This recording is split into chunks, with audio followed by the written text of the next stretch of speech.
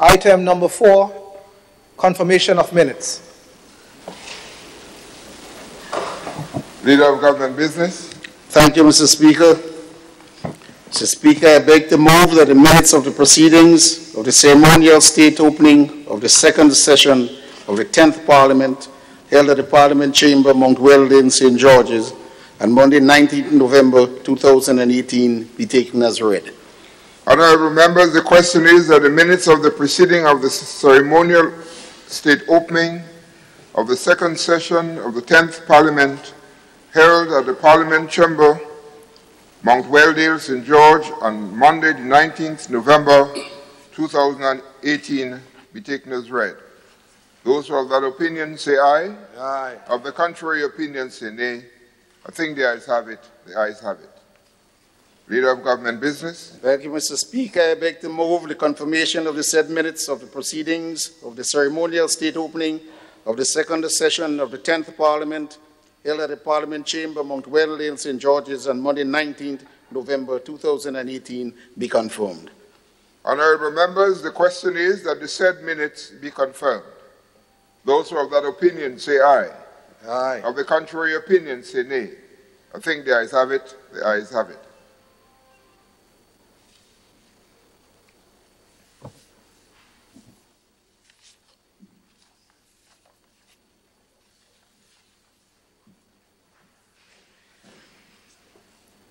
Item number 5, messages from the Governor General. Item number 6, announcements by Mr. Speaker.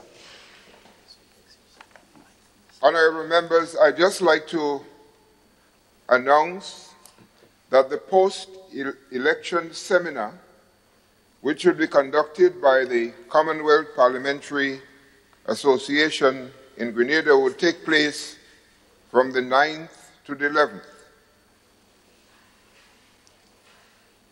A number of topics would be discussed, and the Secretary General of the Commonwealth Parliamentary Association will be in Grenada during that time. So we want to remind us and urge that we put that on our schedule so that we would be able to participate. This was supposed to have taken place before, but we had to put it off because of other pressing national issues. So we want to make sure that we have a very successful parliamentary post-election seminar. The topics to be discussed will be circulated to all members so that you would be part of the whole process. Remember, keep that date in your schedule, the 9th to the 11th. January 2019. Please remember, January 2019. I almost say 18, reversing now.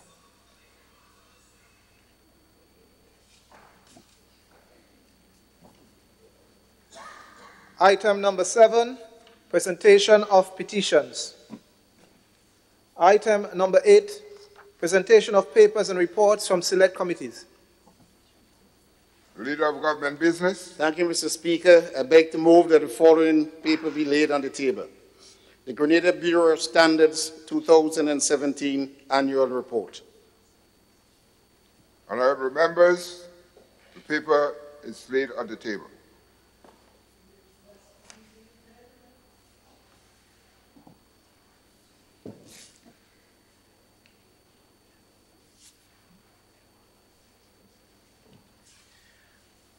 Item number 9, unopposed private business. Item number 10, questions. Item number 11, urgent questions under the provisions of Standing Order number 21, notice of questions. Item number 12, statements by ministers.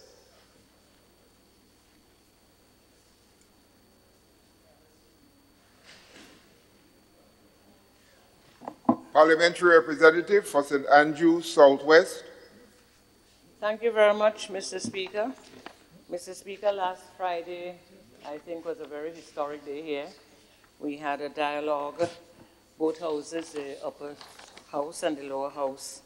We had a joint meeting on the Zero Hunger, Parliamentary Front for Zero Hunger, Mr. Speaker. I wish to commend my fellow parliamentarians for their support. And what really happened, Mr. Speaker, we are pleased to receive presentations from 3 distinguished individuals who have been advocating throughout the Caribbean and Latin America for a unified approach to addressing the issue of hunger in the Caribbean and Latin America. Dr. Robinson, who joined the meeting via Skype, recognized the following: the level of malnutrition facing the region, good governance in achieving food and nutrition security, and the need for a collaborative approach from all parliamentarians. I thought it was a very good meeting. It was very historic that both sittings we could have sat and discussed that initiative. Dr. Valdez, the Special Goodwill Ambassador for Zero Hunger and Coordinator for Parliamentary Fronts Against Hunger in Latin America, commended Grenada's efforts, recognizing that among the 25 countries involved in the Parliamentary Front, only St. Vincent and the Grenadines and Haiti are from the Caribbean. And Grenada is now joining the team, both islands, Mr. Speaker. Mr. Cashman, who served as a consultant on the Parliamentary Front, shared on the challenges as identified by the stakeholders. They did an assessment in Grenada, and they spoke with farmers and different stakeholders, and some of the things that came up was market produce and maintenance of supply. Predial larceny, again, has been #1 on the agenda. Availability of lands, value addition, cost of agricultural inputs, pests and disease, and livestock production. All of these challenges, in facing zero hunger here in Grenada, farmers are unable to do what they have to do because of all of these challenges, Mr. Speaker. Mr. Speaker, the meeting recognized the need for greater collaboration on the issue of parliamentary fronts against hunger. And many of the speakers who participated, my fellow colleagues from both sides, Mr. Speaker, they spoke about the challenges and how we can move forward as a team working together to develop this parliamentary front against hunger in the Caribbean. So I think it was a good start, and I think I want to thank all those who participated. I want to thank Dr. George Vinson and also Minister Bola at the time, Mr. Bola at the time, who was the Minister for Agriculture. They are the ones that led the charge years ago when this whole thing started. But hunger in the Caribbean and poverty has increased a bit, and so FAO is very, very concerned that we have to move. The statistics speak about 821 million persons are undernourished in the Caribbean and Latin America in the world. So we have to do something, and the numbers have risen in the Caribbean. So, Mr. Speaker, with these few words, I just want to thank my fellow colleagues and members of the Senate as well, who sat together to discuss this whole development of the Parliamentary Front Against Hunger in the Caribbean and Latin America. Thank you very much. Thank you, Honourable Representative. I must again express my apologies for not being able to attend. I would have liked to, but I was called elsewhere. Honourable Representative for St. David. Thank you, Mr. Speaker. Mr. Speaker, I rise to give an update on the current negotiations with the Union and Staff Association and the Government of Grenada. The Union and Staff Association, as you know, they are back on the table, and we are examining proposals in order to bring a resolution to this matter. As we indicated, the only way we could resolve the matter is by sitting around the table. There is no other way of resolving the matter. And they have come along to accept that now and have decided that they will stay and have the talks around the table. They have sought information which we have provided, all the data. The government side of it invited the unions and staff association to meet with the Ministry of Finance staff to look at the books, to look at the figures. They can bring any expert they want with them. Surprisingly, they have not taken up the offer. It's the first time in a negotiation you know with the employer asking the union to come and examine the books with them. Because you think there is a privilege that you want to go and sit with the Ministry of Finance staff, go through all the numbers. You can bring any expert you want to advise you. And instead they are asking the same Ministry of Finance to provide them with more and more data. So the latest request is that they want to see scenarios where if the member got 50, what will be the cost at 55 and at 60? We have said, Mr. Speaker, that in our modeling and in our calculation, it is based on the retirement age of 60. And the gratuity and pension will be paid at the age of 60. Or any other age as the NIS Act is amended to reflect. You have heard recently in the news the Minister of Social Security in charge of the NIS indicating that in 2019 we are looking at increasing the age because all the actual reports show that you must do it. We must do it. And therefore, we say in any age that is passed by the NIS into law as the retirement age, that will be the age which the government will pay the pension and gratuity. So the commitment by the government to restore pension, in fact, has been done. You recall we came in this house here and discussed it. We paid $7.7 million to 56 workers. One of the workers, with a good friend of mine, who left in 2012, Johnny 84 left in 2012, said, well, he's going on, he don't expect anything because he came after April 84, you know. Quite aware of the fact that he's not entitled to anything. And then the Homelin Armstrong case came and it said, well, the 22nd of February, 1985, so then you have to take care of the workers between April 84 now and 85. And then he get a windfall, which he never expected. Because in 56, people cost 7.7 million. Could you imagine what it will cost the government?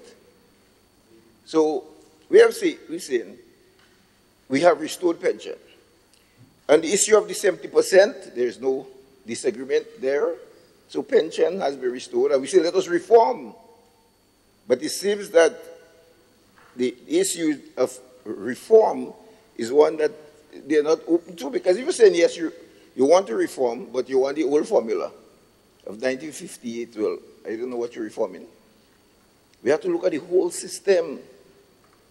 So we are very hopeful that by discussion around the table, we could bring the matter to a resolution that will see both sides winning in the situation with the workers getting increased pension benefit and the state in a position. I keep reminding them that it is not the government, you know, it's the state you're committing, you know. So if we reach a decision here, whichever government that comes, the state will have to pay. So if we act irresponsible and commit the state to pay a large sum of money, then there must be consequences for other areas. It is not just in isolation. We have said that it must be affordable, it must be sustainable going forward, and we cannot do anything that will breach the Fiscal Responsibility Act.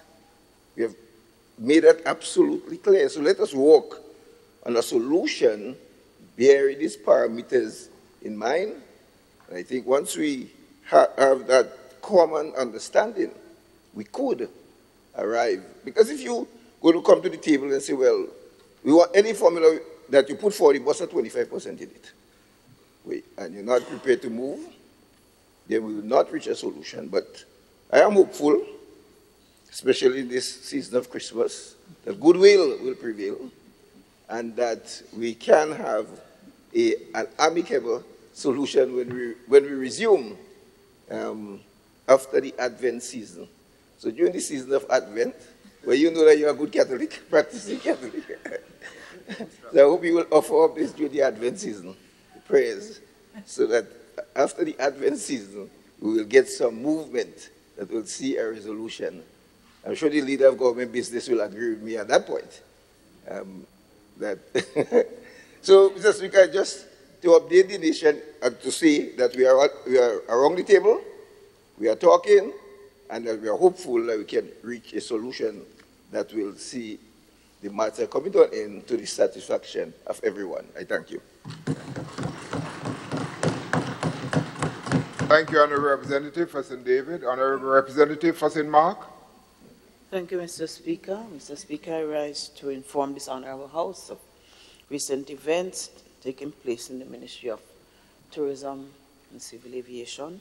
Just to mention very briefly that on Sunday, I was privileged to be part of an event that was organized by the Silver Sands for farmers in Grenada. Very remarkable event.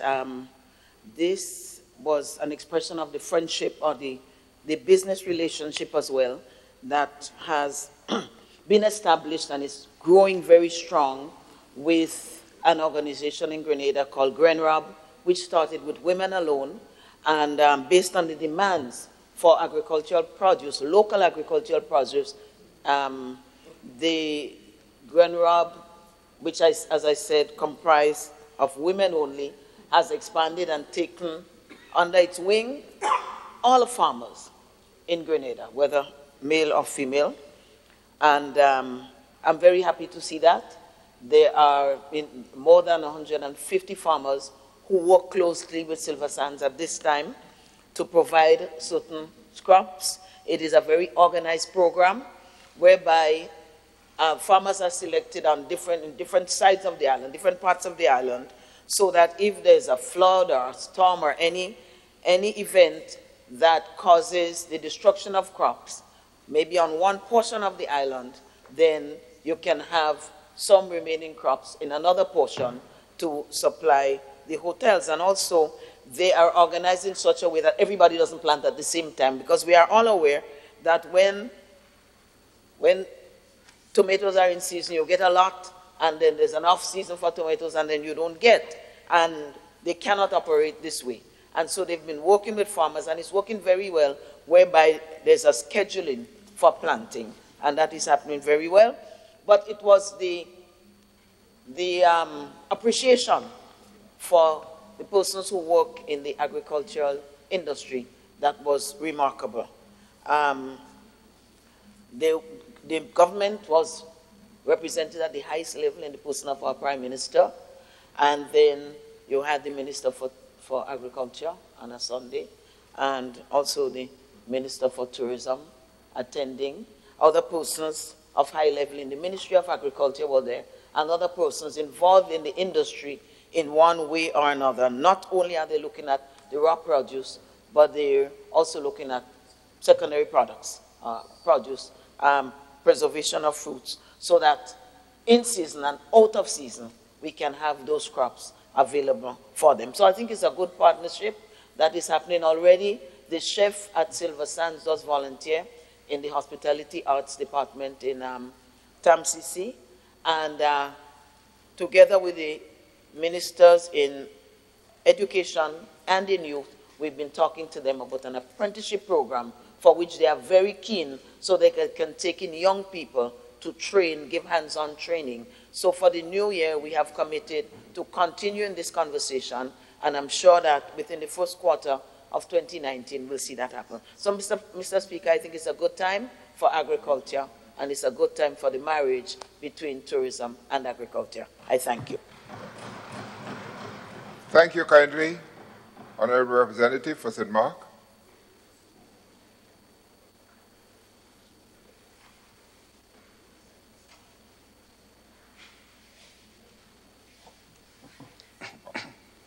Leader of Government Business. Thank you, Mr. Speaker. Mr. Speaker, this is unfortunate that I have to make the statement at the Yuletide, but it is important enough to consumers in the telecommunications sector to let them know that Lime, Liberty, Flow, that combination has constituted legal proceedings against the NTRC and possibly ECTIL because they have filed a complaint based on the fact that Digicel has been granted a license in the 700 band, and Digicel is now moving speedily to move into the LTE mode of service providing, and they were not granted, having applied at the same time frequencies in the LTE spectrum. But Mr. Speaker, I will not elaborate much on it, but just to let the public know that at the point in time that the applications were made, that Digicel ended up with only the, in that special band, requested, but Lime, Flow, Liberty, that one combination, had a clash for the same frequency with ILCOM. And so they were sent, ILCOM and Lime was sent to see how you can find some accommodation for each other.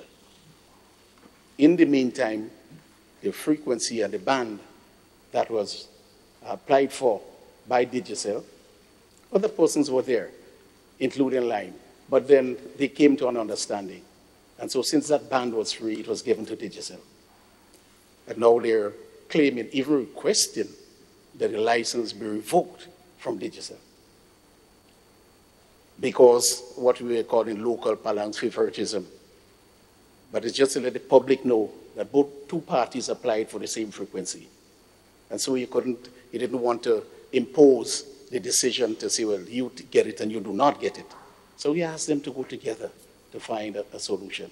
They did not find a solution, but because Digicel has moved ahead, they have now filed this in court. We hope that it will work out quite amicably, but we know what court cases can do. And Digicel is now moving speedily to implement some $384 million PPP partnership, which includes data center for the government, connection for schools, and connection for all government buildings, not only in Grenada, but Grenada, St. Vincent, and St. Lucia.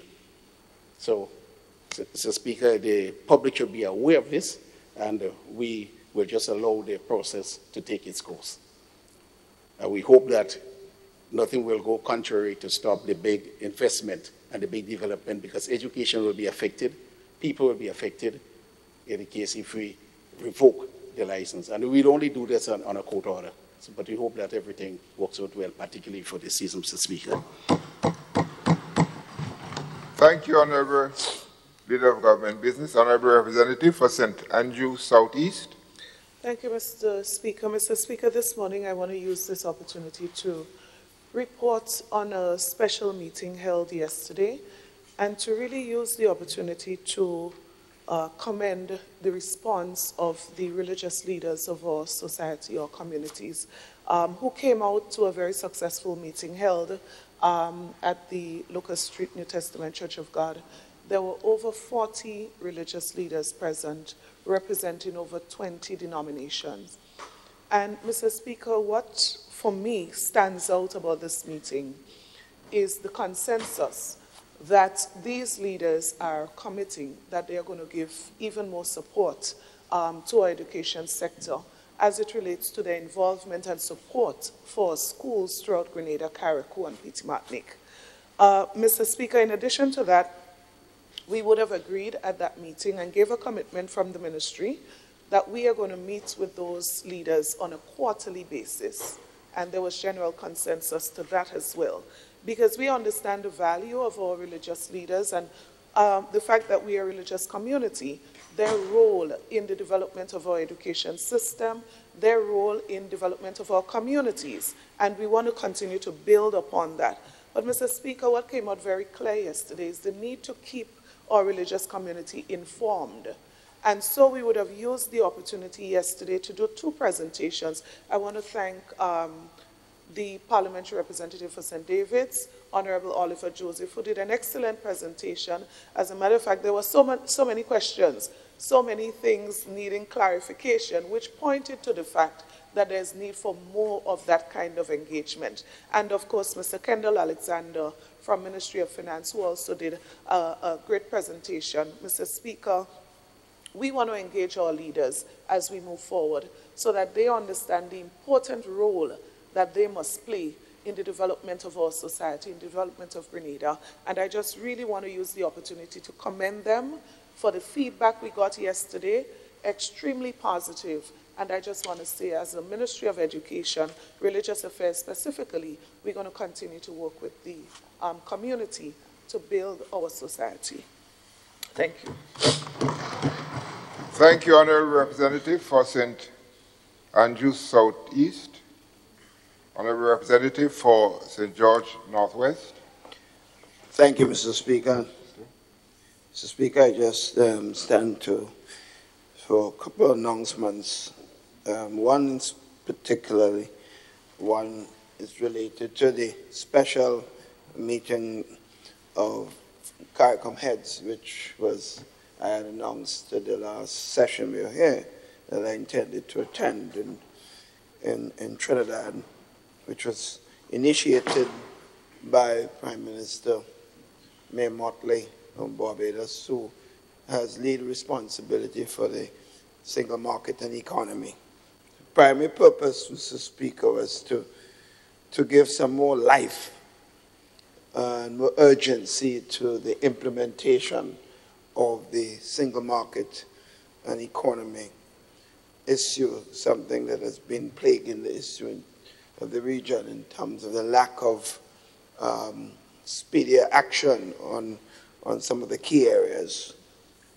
I consider, Mr. Speaker, one of the probably most fruitful CARICOM meeting that I've ever attended in my period of service as head of this government of this country. I think leaders came there recognizing that we do have a responsibility to demonstrate that we are very serious about the whole question of the integration efforts and the need for the region to act more collectively in terms of solving some of the fundamental problems like the lack of sufficient economic activity in the region as a whole. It was noted that Grenada's economy was one of the better performing economy in the region, and it was coming on the heels of a structural adjustment program and, of course, all sorts of initiative in terms of making government more responsible in terms of fiscal responsibility initiative in Parliament, the whole question of procurement laws and the things that will bring more transparency to government as a whole. But the key issues throughout the 2 days and 2 really intense days, normally you go to meetings, Mr. Speaker, we spend a lot of time on lunches and breakfasts and dinners, and not enough time on work. But this was a real working session, and members wanted it to be precisely that way. The Speaker recognizing that if we talk in economic activity and the need to increase that, we must, of course, involve the major players. Government as a major player. The private sector certainly has a major role to play. And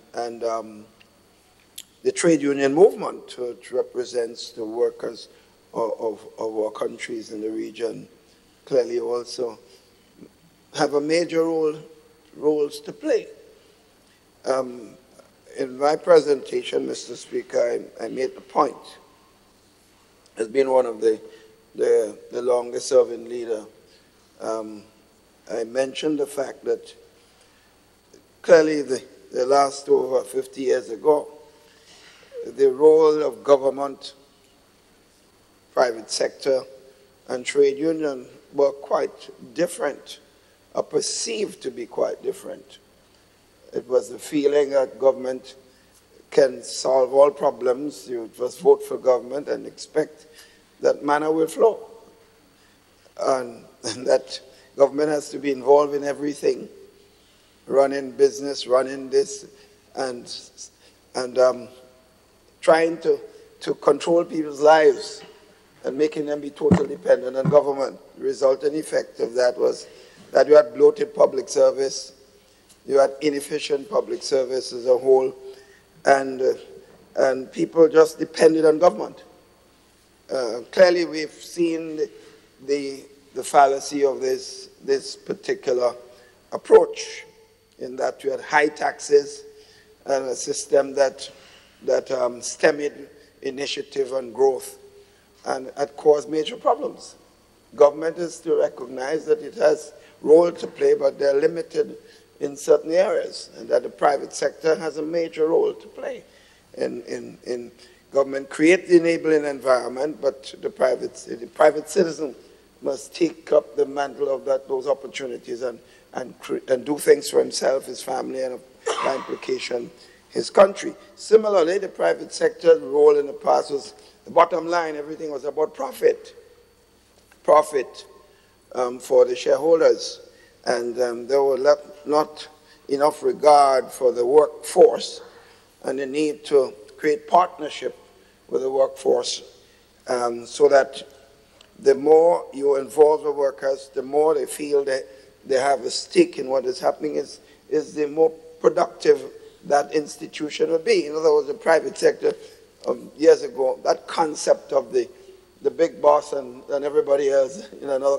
small corner, that concept is thrown out of the window a long time ago, and it's more and more being more and more recognized that the more workers feel that they are part of the success, is the more they will produce, and the more successful the institution, the businesses will be.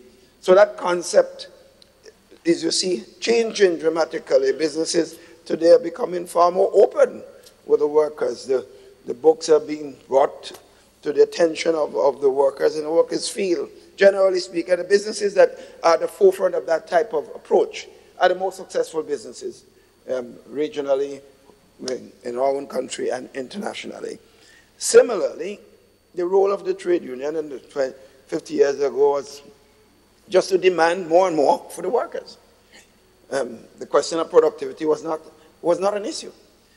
Just make sure I can get as much for the workforce, and that puts me in a position with respect to as antagonism with the business and with the employers and so on. The resultant of that has been, as we said, all the other two stakeholders were problems. The society in the end suffered, workers suffered, business suffered, government suffered. So in this period, the trade union movement, as pointed out, has a role to play in increasing to get as much for the workers, but also be involved in the whole question of productivity. Because the more productive the worker, if the employer is playing a responsible role, and government is playing its role, is the better results come for the workers of the country. So that whole concept.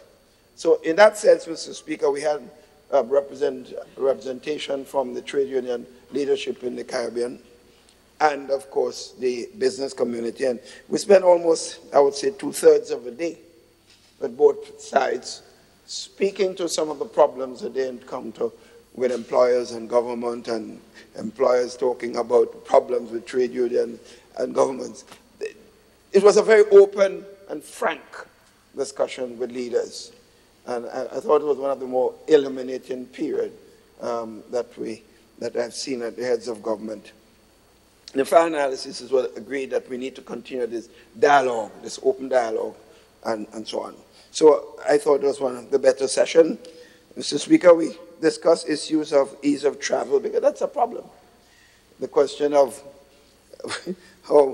how we put so much controls on this immigration in the region. When we had the World Cup in 2007, we had no border control. You went to one country and because of the technology, you were able to identify all the passengers in the background. So by the time they land and go to another country, you didn't have to go through all kinds of customs. Why we got rid of this and gone back to the old formula? If you land in St. Vincent, you have to fill out a new form. You land in Grenada, Barbados, and so on. We agree that we have to move to the one border issue.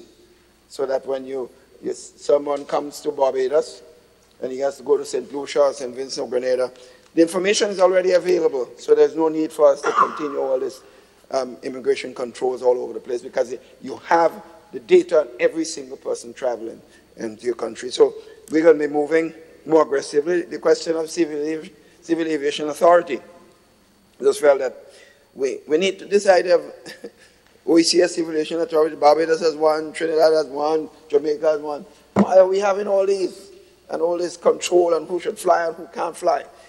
The movement towards one civil aviation authority. In fact, Barbados and the OECS will be taking the lead in moving to establish one civil aviation authority, which will, of course, make it easy for the question of licensing of flights and so on to individual country.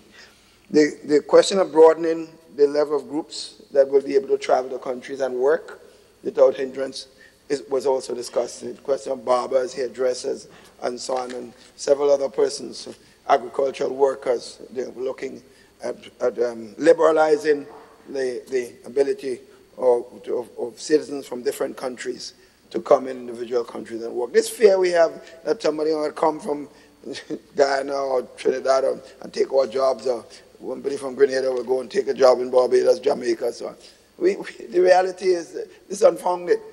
And this fear we have should be eliminated, and we make the region much more an integrated region. The other issue, the question of ease of travel, the transport issue, sea and air transport. And one of the major factors was the cost of transport. I led the discussion on this, and I remember 4 or 5 years ago I raised this as a head, and my head was nearly taken off by some of our leaders then, but I must say it was extremely well received this time, and it was agreed that a commission will be set up immediately to look at the taxes imposed on tickets right throughout the region, of country to country.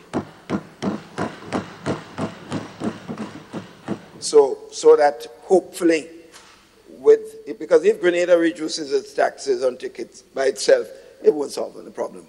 We'll just lose revenue. It has to be done in Barbados, has to be done in Trinidad, every single country.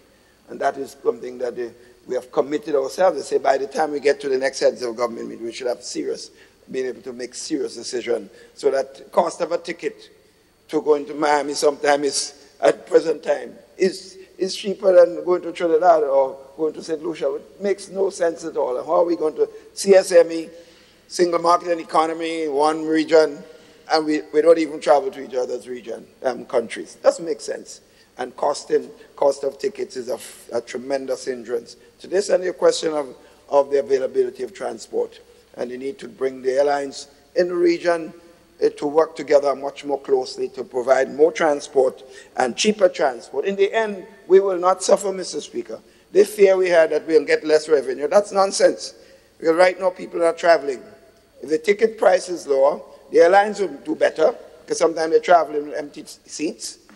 And the governments are going to do better when people travel in the country. The VAT you get, all the things, the taxes that you get from activities in the country are going to make up. And in any event, the more people travel, the more revenue you're going to get. So it makes a lot of sense. I think that was well received, and I expect that we'll be moving aggressively. The other thing I want to mention, Mr. Speaker, in the presentation done by Prime Minister Mia Mottley, which was, of course, refreshing for the heads and from my standpoint, she specifically concluded that we needed to establish a commission, and that was given wide support. And choice of a regional body, I think it's about 9 persons from the academic circle, private sector, trade union, and so on, and other sectors of the society, the farming community, who will advise the regional leaders on ways and steps that we take, an initiative we should take to be able to increase economic activity throughout the Caribbean region as a whole.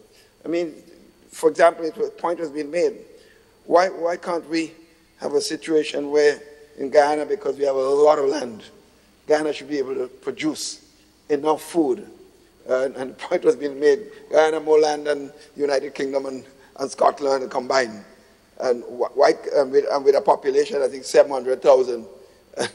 So Guyana needs a lot more people to produce a lot more food that can in fact provide a lot of those products to the region, so that we don't have to buy in food from Miami and California and so on, things that can be grown there with the kind of soil Guyana. That's just an example of the different countries and the different initiatives. Grenada might be able to produce the spices that can supply to the entire region using the whole cooperative effort in the region as a whole. But the significant point I want to make as a final aspect of this is that our own President of the Senate, Chester Humphrey, was in fact chosen as to represent the trade union movement and the advisory committee to advise in governments of the region. And I want to make it clear, I did not bring up his name.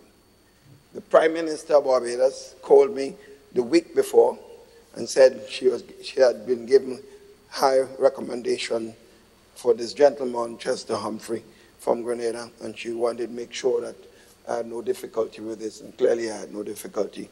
So he had clearly demonstrated over the years of his reliability and representing the workers of the region. So I thought it was a good thing, and I think we all should commend the President of the Senate, Honorable Chester Humphrey, on this choice. So, Speaker, just a short comment on the presentation of the representative from St. David's as it relates to the present industrial climate. I just want to make one point. I heard on a certain program recently where someone was pointing out that the Humlin-Armstrong situation should be applied to all cases. You know, Mr. Speaker, I thought we had gone past this. Honestly, I thought we had. And I don't know why some people, and that's not a trade union, I must make it clear that didn't come from the trade union, because I thought even at the table they understood that. But some people still peddling this thing to creating unnecessary confusion and doubts. Well, if you're a lawyer and you know that the Humlin-Armstrong case can be applied, then we don't need any negotiations. We just go to the courts and let the courts decide. Then we could abandon this whole process. So I wish some people would be more responsible and be more patriotic and less partisan political interests playing out, and be more reasonable. Don't need to put more things to the fire, so to speak. Let's realize where we are now, and the lack of resolution is not the best place to be, and the country is the one that's going to get hurt, and we all should put our heads together. And I compliment the Minister of Education and Religious Affairs and the initiative that she has taken. I think we need to all just sober up in this Christmas season with what is taking place, and the whole period of peace and joy and sharing and so on. I think maybe it's a good time with Santa coming for all of us to just look back at our past action, everyone, and say, look, let us recommit ourselves to one approach, which is what is best for Grenada. The workers must be as happy as possible, and to get the best, and clearly government has to be responsible in making sure that it doesn't marginalize any part of the society. And I'm looking forward, if we can't get that resolution before the end of this year, certainly early next year we can complete this. So, on this note, Mr. Speaker, thank you for your patience. Thank you kindly. And I too have spent some time commending our President of the Senate on his selection to serve on that committee.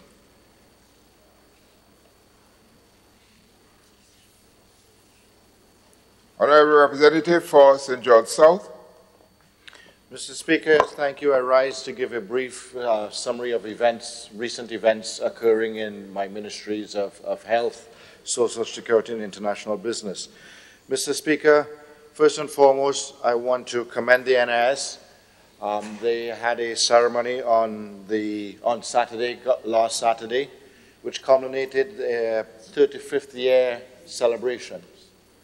Also at that ceremony was the saying farewell to Mr. Logie, Alfred Logie, who has been director of the NIS for quite some time and is now retiring.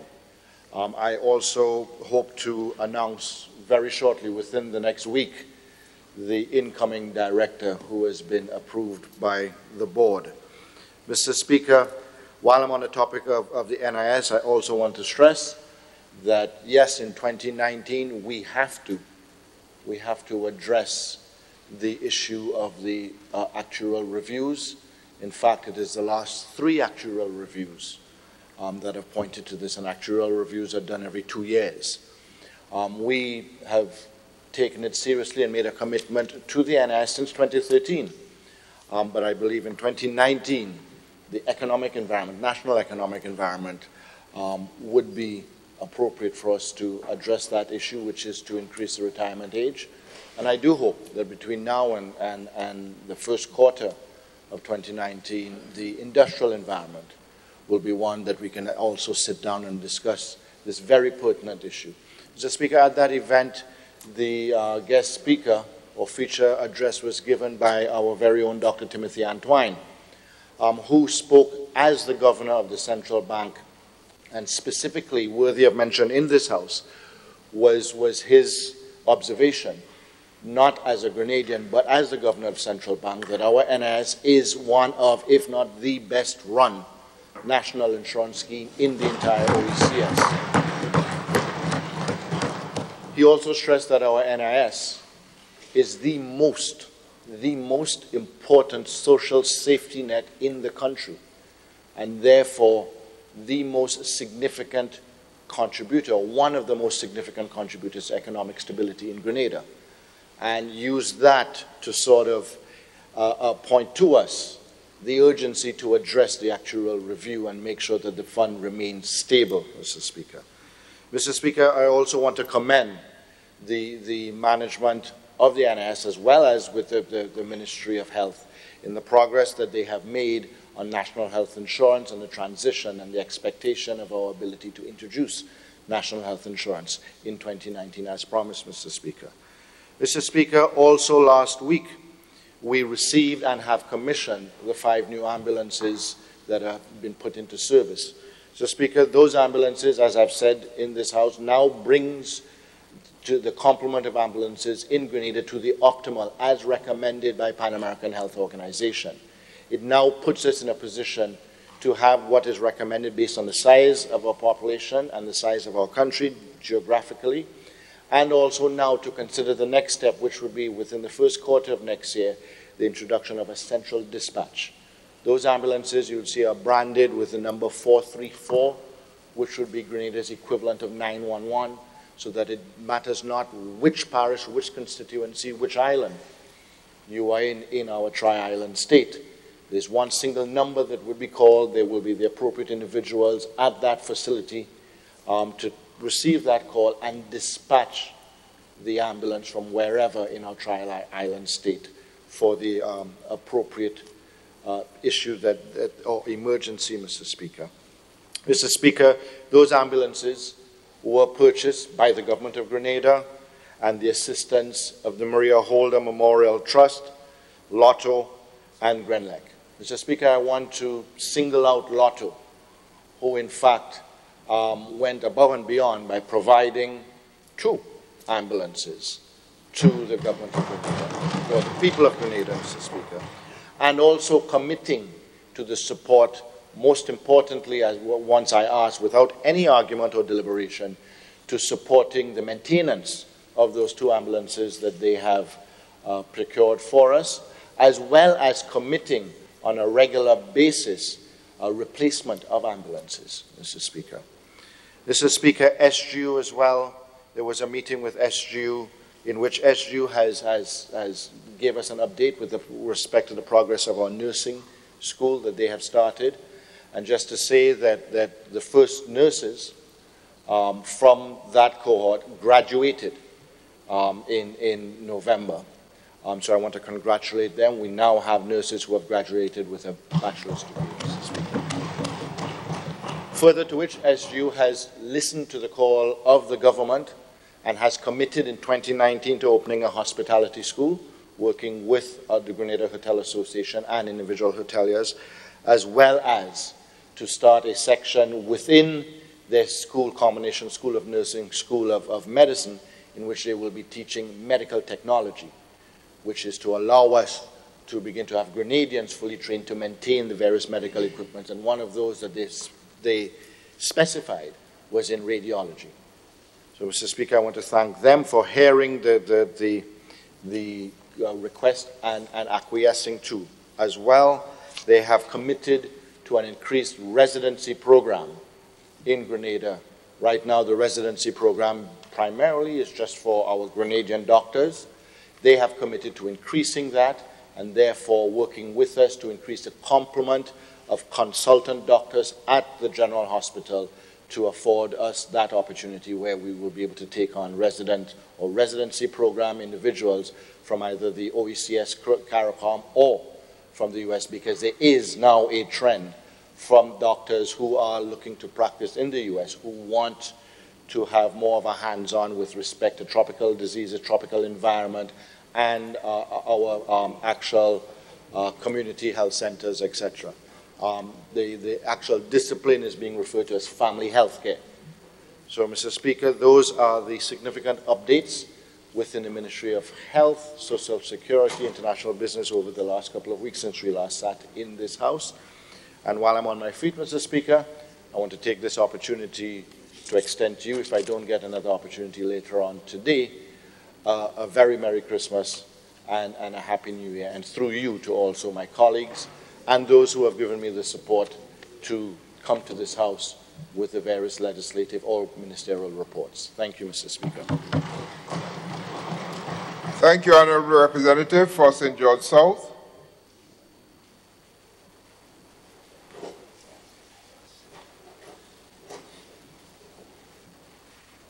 Okay, proceed.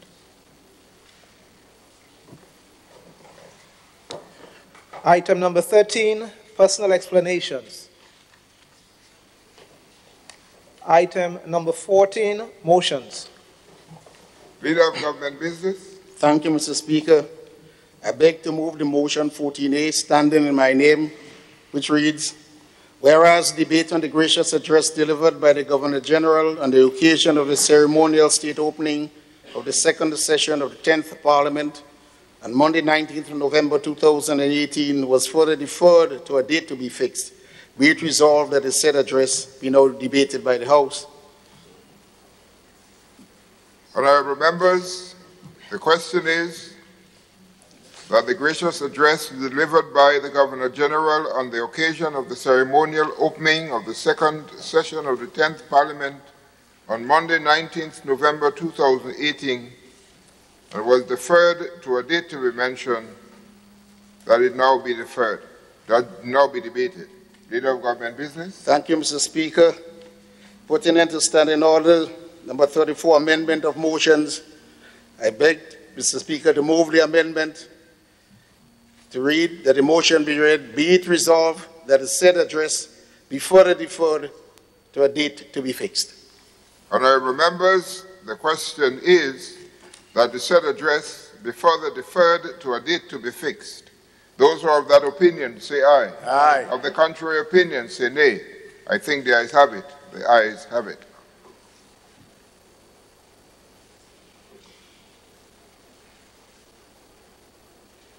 Leader of Government Business. Thank you, Mr. Speaker. Mr. Speaker, I beg to move the motion 14B, standing in my name, which reads,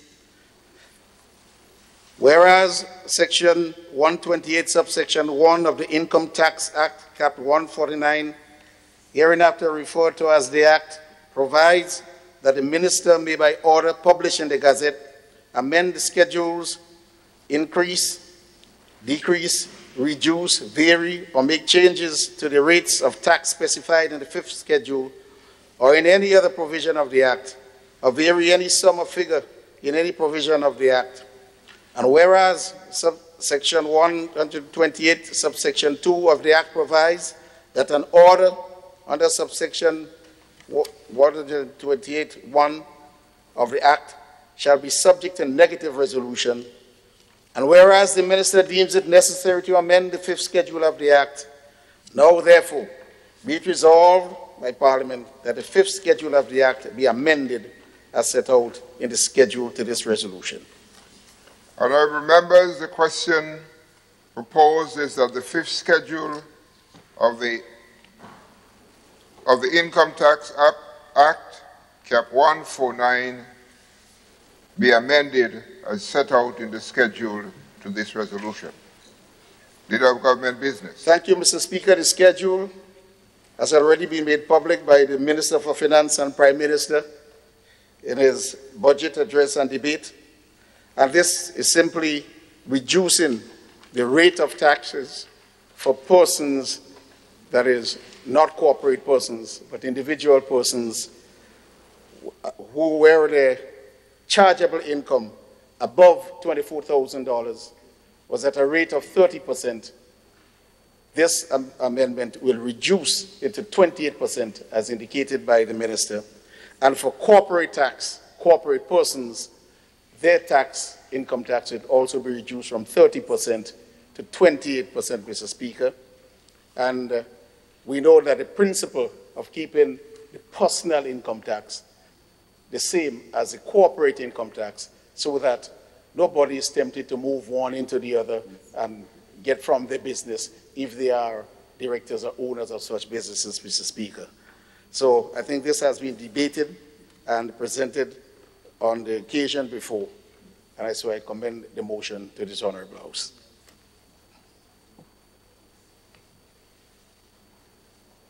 Honourable members, the question is that the 5th Schedule of the Act be amended as set out in the schedule of this resolution. Those who are of that opinion, sorry. Ready?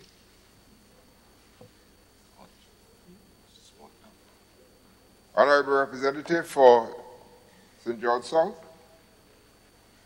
Mr. Speaker, I also rise to give support to the motion being placed on the floor. Mr. Speaker, twofold.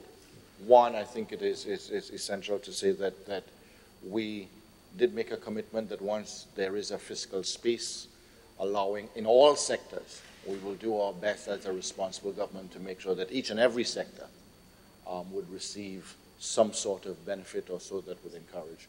And for the private sector, personal individuals who pay personal income tax, they would be most appreciative. I'm sure, like anybody else, they would be asking for more, but they would be most appreciative of this. And also to give support to the government policy that has maintained a certain amount of stability with respect to corporate tax and personal tax, specifically the inability or deterrence of tax avoidance, tax evasion, etc., in keeping corporate tax and personal income tax at the same levels. Therefore, there is minimal, if any, incentive by any individual shareholder of a corporate entity to move expenses from one side or the other. So we're keeping that policy throughout and moving forward, Mr. Speaker. Thank you. Honourable Representative for St. George Northwest, Prime Minister, Mr. Yes, Mr. Speaker, just standing briefly to support this motion and to make the point that this is falls directly within the whole philosophy of this government, which is to encourage the private sector to increase activity in general, and by so doing expand their operations, at the same time be able to provide jobs, and at the same time to add economic activity to the country as a whole. We think that is an incentive that is necessary, because the less taxes that they have to pay means that as long as they're paying a fair share, will certainly give them the room space to increase their operation, and it is in the benefit of all concerned in the country. Similarly, this government firmly believes that the more disposable income that exists among the workers of the country, the more we can see people taking initiative to increase activities and then broaden the areas of opportunities, and by so doing, be able to create jobs. We hope in the not too distant future, we can move to even reduce the taxes even further, because as long as it will not injure the fiscal situation in the country, and the government is better off, because sometimes it's not ideal for government to be getting too much money from individual income earners in the country, and at the same time reducing their ability to do things for themselves, so that people don't have to depend on one income stream for survival. As I've always encouraged public servants in general, that there are things that one can do and not just wait for government increases in salary and for government to do everything for an individual. And I know there's a lot of public servants who are taking initiative and getting involved in private sector activities and providing service that they're benefiting and helping themselves, and by so doing, in fact, in some cases, creating jobs in the country. So this falls exactly within the whole philosophy of the government. Therefore, I give my full support to this motion. Thank you, Honorable Prime Minister, Minister for Finance.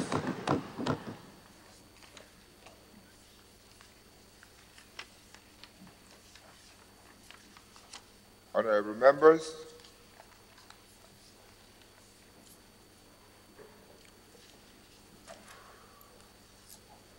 Leader of Government Business. Thank you, Mr. Speaker. Mr. Speaker, I thank the Prime Minister and the Minister for Health, Representative of Northwest St. George and South St. George for the contribution to the motion. And Mr. Speaker, this shows the commitment of the government, even in difficult times, for ensuring that the economy continues to take, Mr. Speaker, whatever input that can be made.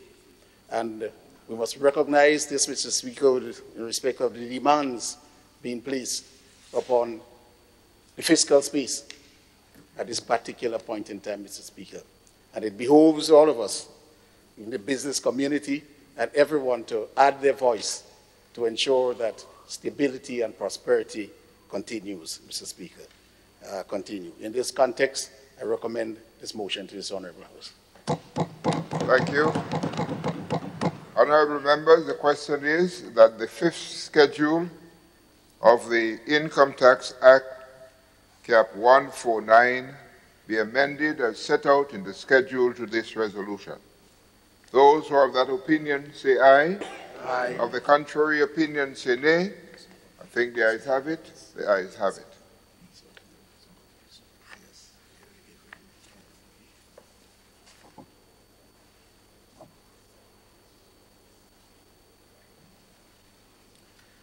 Item number 15, bills. Honorable Representative for Carriacou-Petitmartinique. Thank you, Mr. Speaker. Mr. Speaker, I beg to move for leave to introduce for the first reading a bill for an act shortly entitled the International Companies Repeal Act 2018.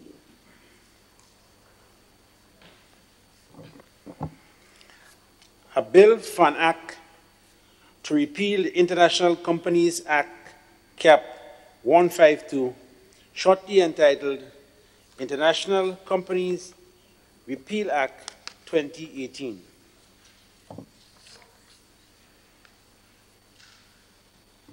Honorable Representative for Carriacou-Petitmartinique. Mr. Speaker, I beg to move that the relevant standing orders of the House be suspended to enable the bill to be taken through all its stages at this sitting. Honorable members, the question is that the relevant standing order of the House be suspended to enable the bill to be taken through all its stages at this sitting. Those who are of that opinion say aye. Of the contrary opinion say nay. I think the ayes have it. The ayes have it. Honourable Representative for Carrick-Wapiti-Martinique.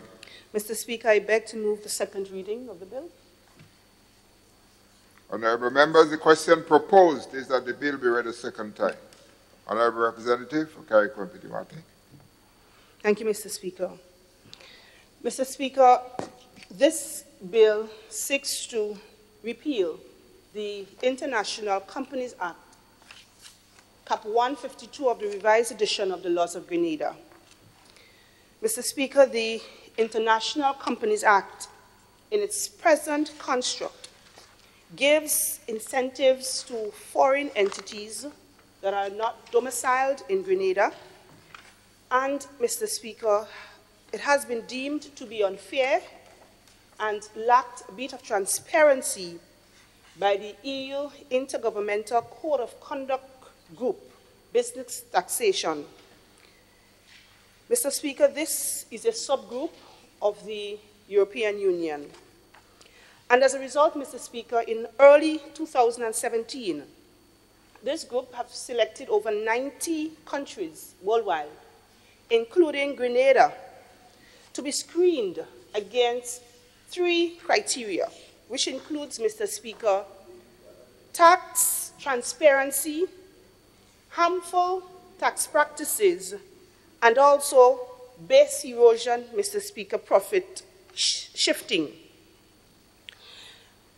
This group, Mr. Speaker, has put forward guidance for, of course, determining substance when considering whether a tax measure is harmful or whether it is fair. Mr. Speaker, guidance in determining the elements of behavior that non-member states must adopt in order to avoid being included on the so-called blacklist of non-cooperative, non-EU third countries. As a result, Mr. Speaker, it has become necessary to re-examine, to amend, or even abolish existing tax measures, legislations, or regimes that constitutes harmful tax competition, and also to refrain countries, Mr. Speaker, from introducing new measures that constitute harmful tax competition. Mr. Speaker, various countries, including our OECS neighbors, were found to be deficient with respect to the criteria that was set out. And as a result, Mr. Speaker, many countries made high-level commitment to either amend or to abolish requisite regimes by December 31st, 2018. Mr. Speaker, under the International Companies Act, entities receive preferential arrangements and incentives, which of course renders them much more favorable than that of local entities. And as such, Mr. Speaker, the playing field is not one that is even with respect to resident companies and non-resident companies. For instance, Mr. Speaker, an international business company does not have to pay corporate income tax, whereas, Mr. Speaker, a local company is subjected to 30% corporate income tax. Mr. Speaker, but this is not unusual, because this is a benefit that is offered in all offshore jurisdictions around the world, including our OECS neighbors. Further, Mr. Speaker, international companies are also prohibited from carrying on business with locals, notwithstanding that these businesses are registered here in Grenada. It is a regime, Mr. Speaker, that is called ring fencing, and it is something that the group is, of course, trying to prevent. Mr. Speaker, because of these regimes, Grenada have been identified by the EU COCG group as carrying on harmful tax practices, which, of course, Mr. Speaker, can have the potential to have a negative effect on the tax collection by the European Union. Consequently, Mr. Speaker, the decision has been taken to abolish the international companies regime, since, Mr. Speaker, its abolishment would not significantly affect Grenada Because at present, Mr. Speaker, barely any companies exist under this act. As a matter of fact, 84 companies are presently registered, unlike in St. Vincent and the Grenadines, Mr. Speaker, where over approximately 6,000 of these companies are registered. Mr. Speaker, therefore, pursuant to Section 3 of the bill, international companies that have already been registered and incorporated under the International Companies Act are permitted to continue operations until 31st December 2022, or until, Mr. Speaker, those companies are dissolved or wind up prior to that time. Of course, Mr. Speaker, this is with the exception of international trust corporations who will be allowed to continue even after December 31st, 2022. Thank you, Mr. Speaker. Thank you, Honourable Representative for Carriacou. Honourable Representative for St. George South. Thank you, Mr. Speaker. Mr. Speaker, I usually rise and start by saying that I give unequivocal support to the bill, but in this instance, I cannot say so, Mr. Speaker. If there were division in this House, I would be voting to support this bill. But, Mr. Speaker, I believe it necessary to make certain comments as to why it is necessary to say I can't give unequivocal support, but that I do vote to support it. Mr. Speaker, the powers that we have not, those who have requested us to do this, have not told us in any form or fashion that we have been conducting or that this law allows the conduct of illegal activities. No, Mr. Speaker, what they have specifically said is that this law allows harmful practices, and in fact, they are very specific, practices harmful to them, to their economies. So, Mr. Speaker, while that was not the intention of the law, because such laws exist in almost every single country allowing international trusts, etc., what they have said is that, as my sister from Carriacou and Petit Martinique has said, it is a differentiation between the corporate tax of a local entity and the corporate or non-existence of corporate tax. But, Mr. Speaker, the reason that I believe I support or will have to give support to this bill is because I'm a representative in a developing country. And it is necessary for us to make sure that we comply with the wishes of those who are setting the rules internationally. That is our desire, to comply with those who are setting the rules internationally with respect to international trade. Mr. Speaker, we do not want to put forward a position of saying that we are a sovereign nation and therefore will do as we please, and it harms us as a sovereign nation developing. So, Mr. Speaker, I support this bill because we are a developing country and it is necessary for us to remain in compliance with respect to international procedures, international transactions, and therefore we must listen to those who have told us. There are other ways I do look forward to, as we have most recently previously just reduced the corporate income tax, that there may come a time where our actual national corporate income tax and personal income tax will be at a level where we can also have the same being offered to international entities and trusts and foreign registered companies, that it will be the same, which is what the very countries and organizations have said is something that would be acceptable to them as well. So that time may come, and at that point, I look forward to the possible reintroduction of this, but for the time being, I do recognize the necessity of us to be compliant and therefore to have the necessary amendments and repealing of this and the other bills to be presented today. Thank you, Mr. Speaker. Thank you, Honourable Representative for St. George South. Leader of Government Business.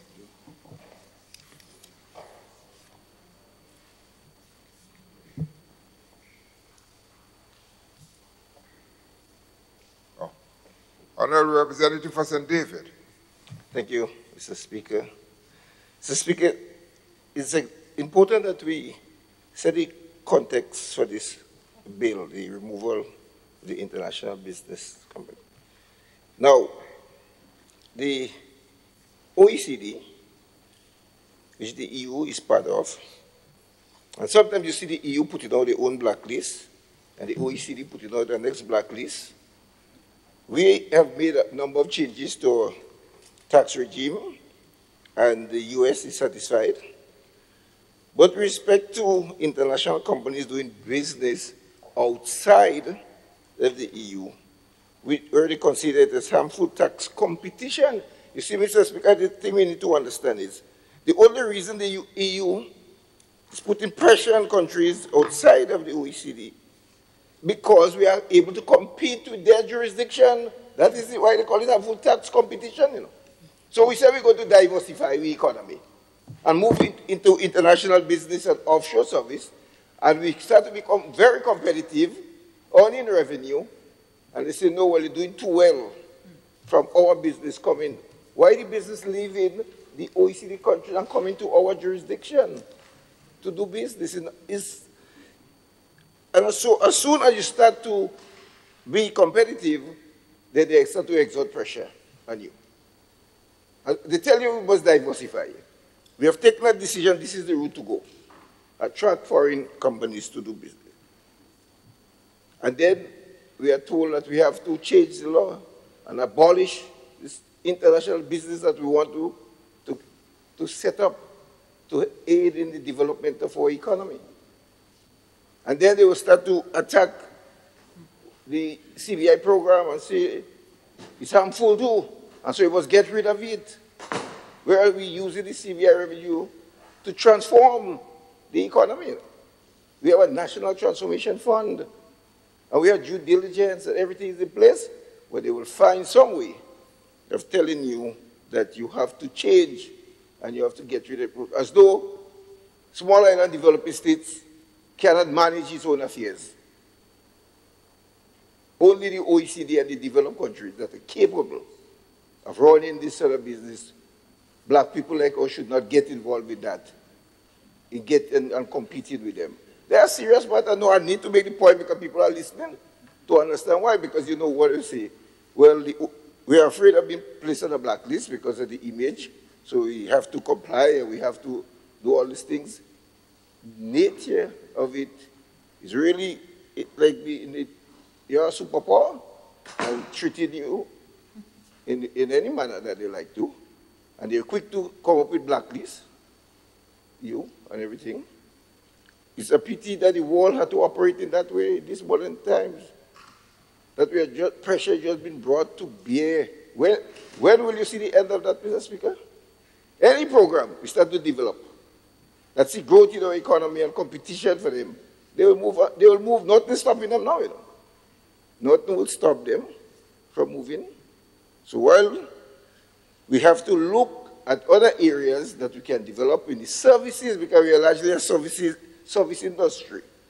And while we offer international services and offshore services, because the services sector that will get the largest growth in the economy. And that is why we are going into services area. And so we have, for example, in the Economic Partnership Agreement, a whole chapter on services and how we trade services to the benefit of ours. We signed that with the European Union, a services agreement, you know, as part of the EPA, the Economic Partnership Agreement, and how we do trade. And so all this pressure that you're putting and saying, if by the 31st of December you don't repeal, you are going to change it, we're going to put you on a blacklist, and we'll say, if you're on the blacklist, no, the citizens cannot do business with you. It's not that we are doing anything wrong, you know. I want to make the point, we are not doing anything illegal. So they are not pointing out to any illegal activities. They are calling it harmful tax competition, harmful to their economy, because their companies are living and come. Instead of they fixing their own situation to allow their company to stay, because if they had the right regime in place, their companies will stay.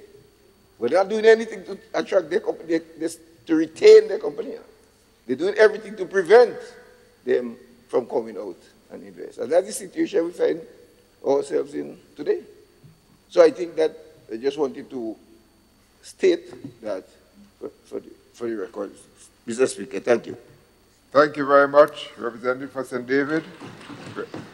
Representative for the Tongue of St. George. Thank you, Mr. Speaker. Good morning. Mr. Speaker, the member for St. David made an extremely important point, but he posed a question. And the question he posed is, when will we see the end of this? And I just want to say that I, in listening to not only today's debate, but in a lot of discussions in international fora, we have to understand where we are, but also what we can do.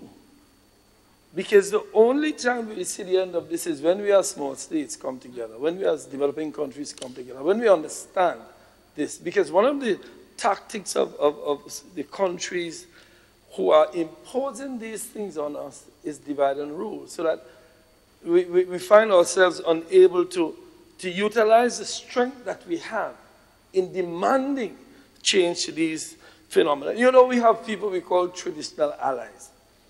And allies we've had from our old colonial experience through to today.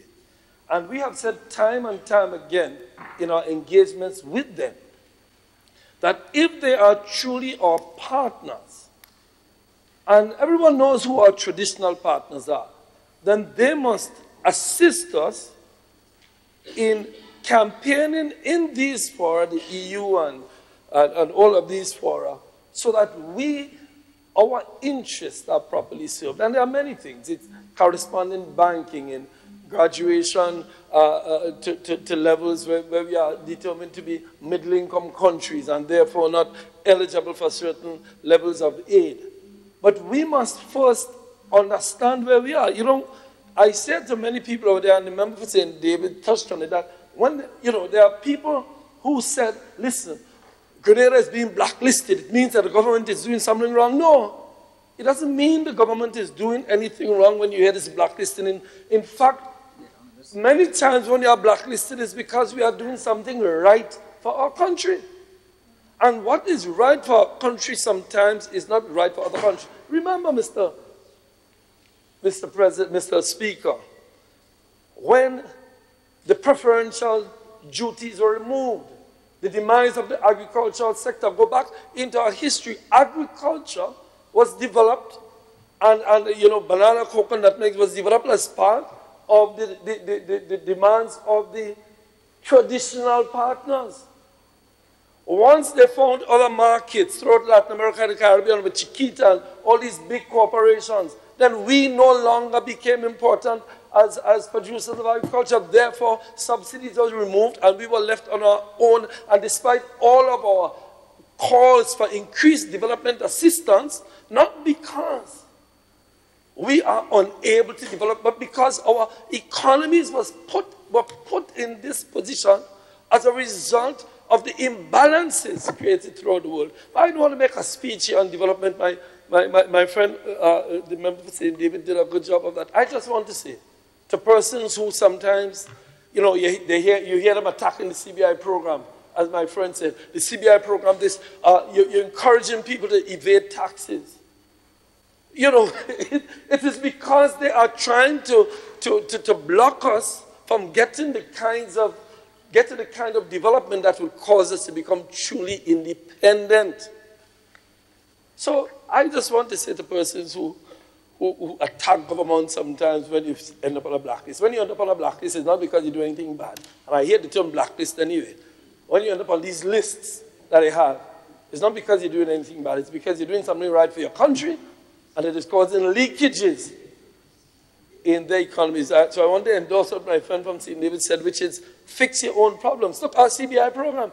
Our CBI program is not based on any attempt by us to have crooks and criminals come into our country. Our program is tight, efficient, ensuring that the persons who come for citizenship are the kinds of persons we want to be Grenadian citizens with potential for capital investment.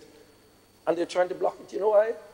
You know, one of the reasons that, I mean, I'll say this publicly, that I became interested in the CBI program is because these countries were against it. So I said, Lord, if they're against this thing so much, it must be something there that we are doing right. And what it showed me is that there was capital moving from the north to the south. capital was moving from the north to the south. The traditional movement of capital is from the south to the north. And all of a sudden, they're trying to squeeze our necks. So I don't want to make a speech here on the issue, but just to say that we do these things, not because, and when we talk about harmful, it's not harmful to us. It's harmful to others. But, you know, I wish, and the member poses the right question, the member Sir David, when will we see an end to this? We will see an end to this when we stand up as small states. You know, Michael Manley once said, "Forward on our feet, not on our knees."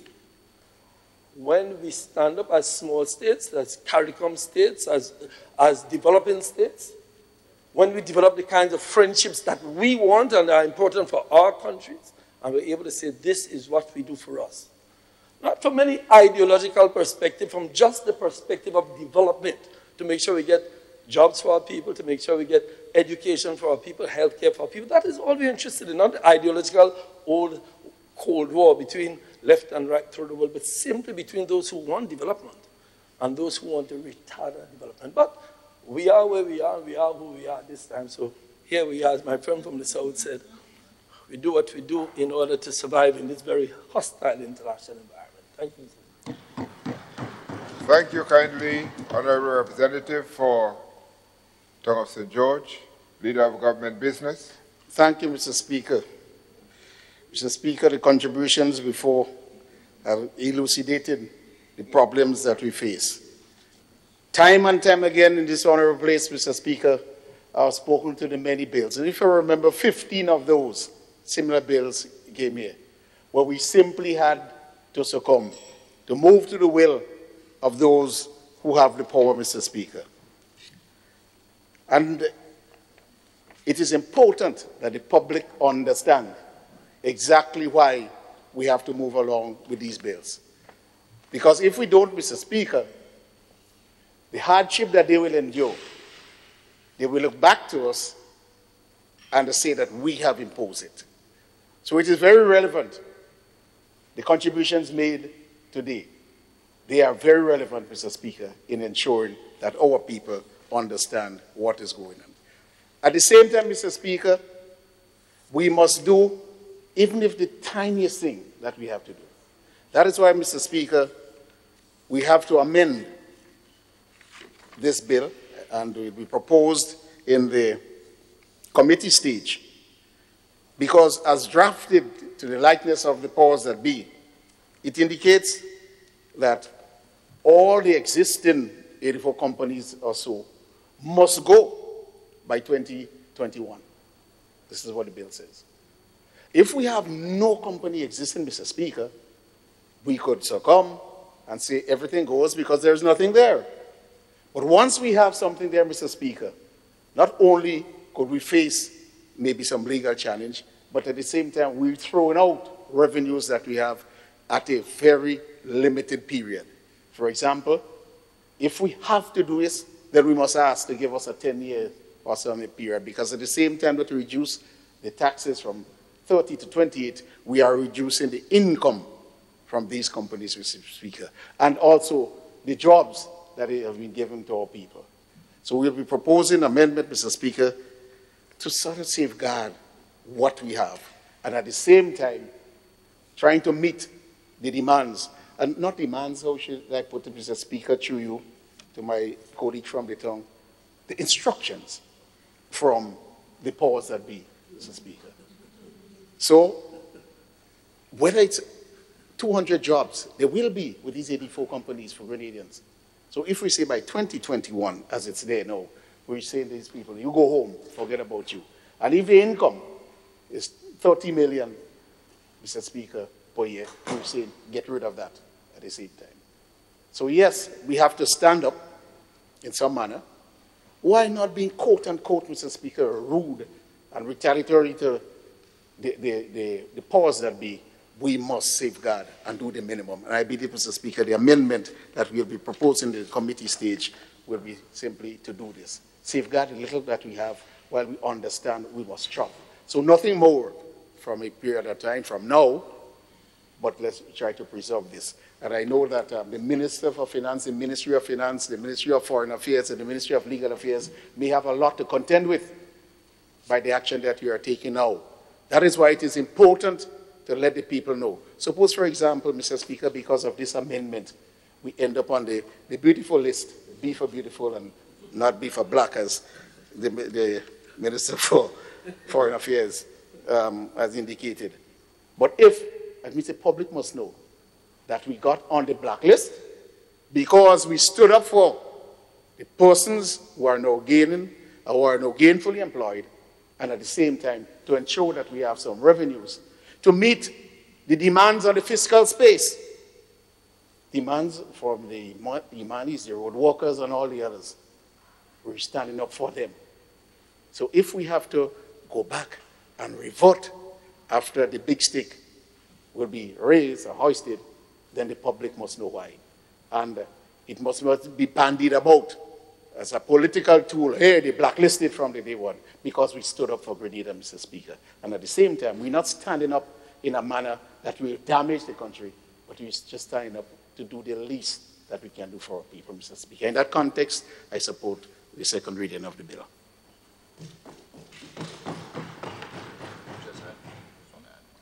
Honourable Representative for St. George South. Mr. Speaker, I just want to rise to add one thing because I know we have other bills coming up and I don't want to be saying the same thing over on the other bills. I think the principle is the same for all. But, Mr. Speaker, it is necessary to note that what we are being asked to do with respect to compliance, they're very specific. Non-member EU states must do this. But EU member states do not have to. There is differentiation between personal income tax and corporate income tax in the European Union. There is tax competition between European countries in the European Union. Very much so on international news. Northern Ireland has a much lower tax rate than other European countries, and therefore the same corporate entities are fleeing to Ireland or going to Ireland and registering their entities in Ireland. But what they're saying is it's okay to do it in the European Union.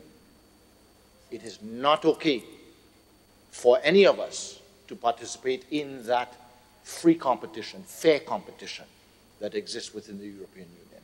And also I think it is necessary to note as well that the public and members to take note in Paris, in France right now, the Yellow Vest demonstrations. These aren't people who are evading tax. These aren't criminals. These are their very own citizens that are saying that their tax regime in one country is prohibitive to the point that their own citizens are in the streets demonstrating. And further and final, Mr. Speaker, over the last year and over the last 2 years, we've heard of the plague in Europe of migration from Africa. And that European countries are saying that they recognize that assistance must be given where there is war, but it is unacceptable to allow migration for economic reasons. Yet it is the same European Union that passes instructions and says that the countries outside of the European Union must have a certain legal structure that prevents them from competing economically. But then once we keep you down that way, no, don't have your citizens come here to the European Union for a better economic life. To stay there, and we will ring-fence the European Union, have a different rule for the European Union, and because we are bigger than you, when we instruct you to do otherwise, you must do it, and you must do it by the 31st of December, otherwise you will be blacklisted for 2019, Mr. Speaker. Thank you, Honourable Representative for St. George South. I know the importance of that bill and the importance of getting the public out there to understand what it means when you say you're blacklisted. And it's not that you're doing anything wrong, but maybe you're doing something right. And I agree about this blacklist, but again, you know what the hell is blacklist. And for that reason, I gave the representative for St. George South the opportunity to make some further clarifications. But usually on the speaking of a bill, you only have one chance to speak on the bill. Right. But this time, I appreciated the explanation. Honorable Representative for Kaikwempiti Martinique. Mr. Speaker, I want to thank the members of the House who would have contributed and supported the bill, and I commend the bill to its second reading. Honorable members, the question is that the bill be read a second time. Those who have that opinion say aye. Of the contrary opinion say nay. I think the ayes have it. The ayes have it. A bill for an act shortly entitled International Companies Repeal Bill 2018. Honorable Representative for Kaikwempiti Martinique. Mr. Speaker, I beg to move that the House resolve itself into a committee of the whole House to consider the bill clause by clause. Honorable members, the question is that the House resolve itself into a committee of the whole House to consider the bill clause by clause. Those who have that opinion say aye. Aye. Of the contrary opinion say nay. I think the ayes have it. The ayes have it.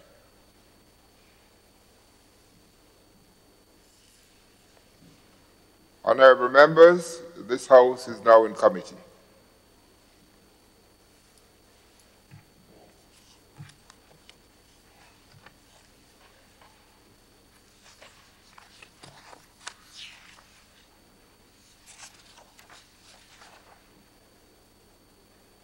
Clause 1, repeal. Honorable members, the question is that Clause 1, repeal, forms part of the bill.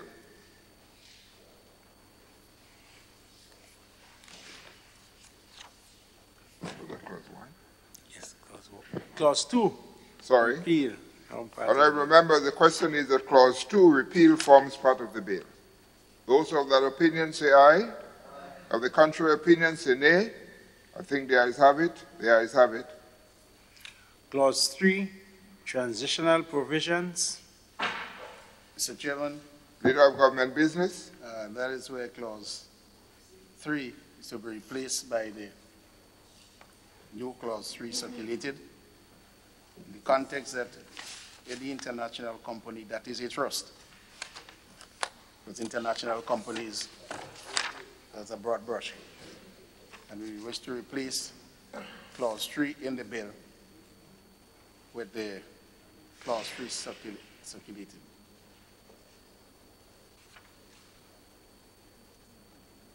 Okay, so what I'm hearing is that this Clause 3 here, yes, that's the one submitted to me, yes, here, would replace the Clause 3 written on the bill that we have. It is Clause 3, it is what refers to Clause 3, subclause 3. Yeah.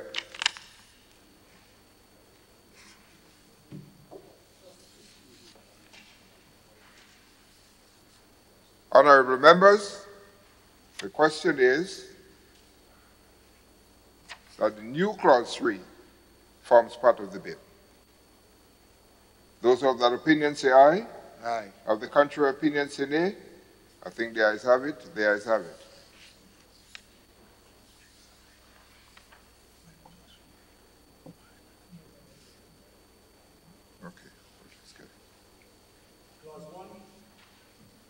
Clause 1, short title. Honorable members, the question is that Clause 1, short title, forms part of the bill. Those who have that opinion say aye. Of the contrary opinion say nay. I think the ayes have it. The ayes do have it. Chairman, just before we proceed, we just want to ensure that the bill before us has 3, 1, 2, 3. Subclauses 1, 2, 3. What are we changing the subclause 3? Subclause 3. So it's an amendment to the bill? Yes. So we amend the entire bill? We amend in the amendment before us, it's only subclause 3 that is being replaced. The others remain. Okay. Yes. Okay, subclause 3. Yeah. So let me just bring that again.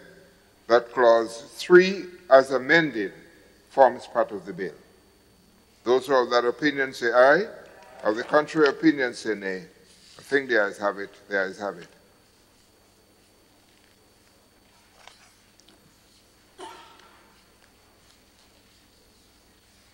Honorable. Mr. Chairman. Yes, Mr. Chairman, I now beg to move that the House resumes and that the Chairman of Committee reports progress on the bill. Honorable members, the question is that this Honorable House resumes and the Chairman of Committee reports progress on the bill. Those who have that opinion say aye. Of the contrary opinion say nay. I think the ayes have it. The ayes have it.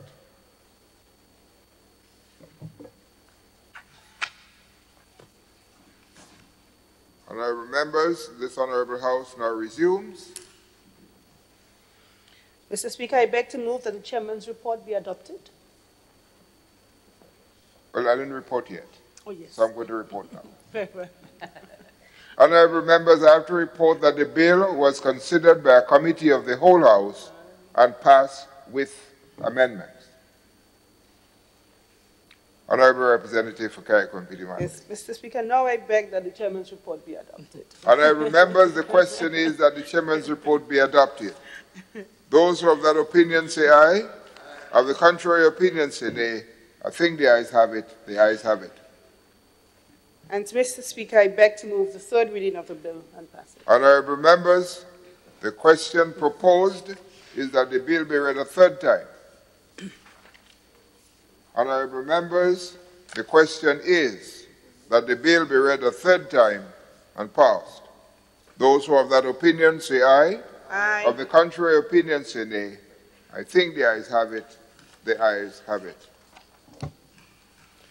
A bill for an act shortly entitled International Companies Repeal Act 2018.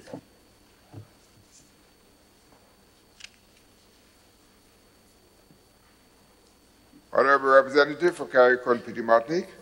Mr. Speaker, I beg to introduce for the first reading a bill for an act shortly entitled International Insurance Repeal Act 2018.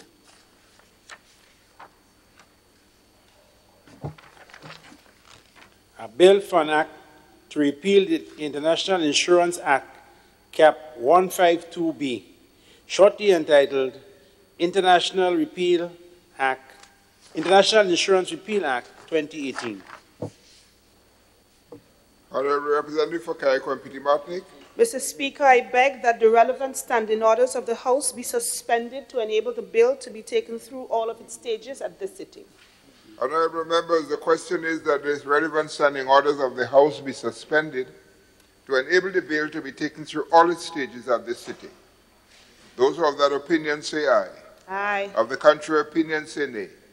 I think the ayes have it. The ayes have it.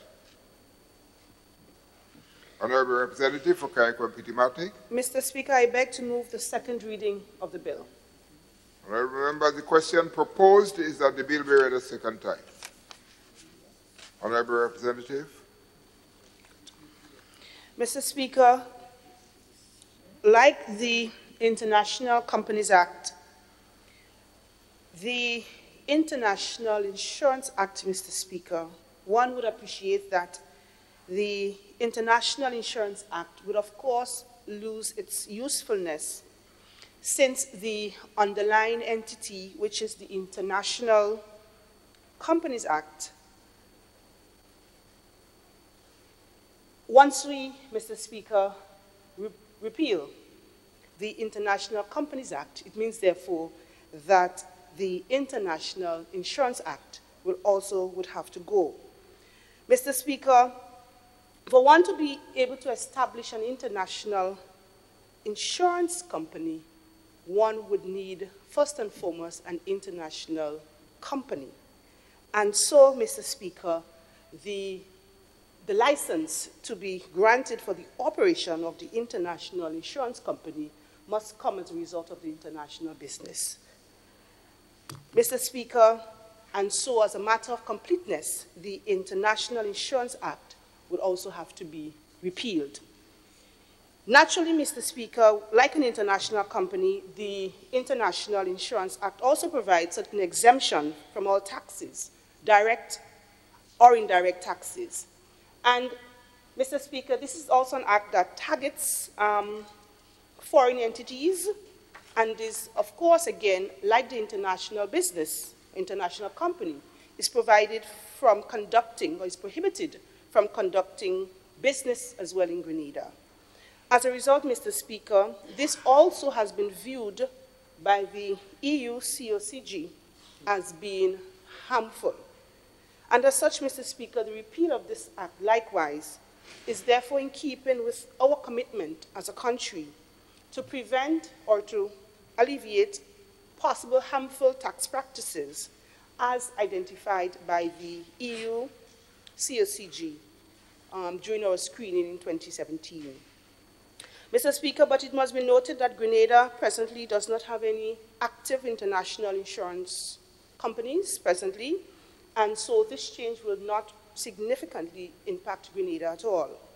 And so, Mr. Speaker, for those that are existing on the books with respect to the transitional period as provided, the transitional provision as provided by Section 3, these companies that is already created under the Act will remain on the books or continue to operate until 31st December 2021 for the latest. Of course, Mr. Speaker, until same are dissolved or wound up prior to that date. So, Mr. Speaker, this also, as with the International Companies Act, the International Insurance Act would also have to be repealed in keeping with our mandate as a government. Thank you, Mr. Speaker. Leader of Government Business. Thank you, Mr. Speaker. I rise to support the bill as proposed by the representative for Carriacou and Petite Martinique, and to stress the point that no international insurance company has been found active in the country. So your humble servant would not stand to make any amendment to safeguard the people and what goes into the economy, because they're on the books, and so they have a period to be wound up. So they should not be, because what is important, whether they're operating or not, once they're on the books here, and the EU sees that in the books, where we're gone, blacklisted. And the result of the blacklist is dismal, Mr. Speaker. It's not only the EU country that will not deal with you, or the OECD countries. Many countries will not deal with you. Corresponding banks. So you go to buy a US dollar, you go to buy a car in Japan, and you send the EC dollars. There's no corresponding bank to change it. The whole economy will go. So the blacklist, as they call it, and Mr. Speaker, I agree with you, why they turn black? Why not another list? Yes? It connotates, something sinister. So again, I support the bill without the proposition for an amendment in the context that it will not affect unduly any of the people or any benefits that's going there, because there are hardly any, Mr. Speaker. Just to ensure the 3 years that we clean it up, if we clean it up by the 31st, all the better. I support the bill as proposed, Mr. Speaker. Thank you, Leader of Government Business. Honourable Representative for St. George South.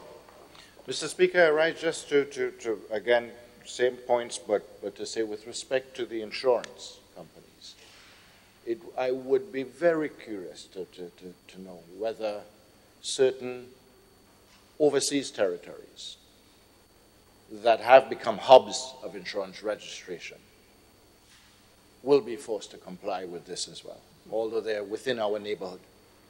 That most definitely certain overseas territories, islands as well, are not going to be asked to comply with this. But as independent nations, we are forced to comply with this, Mr. Speaker.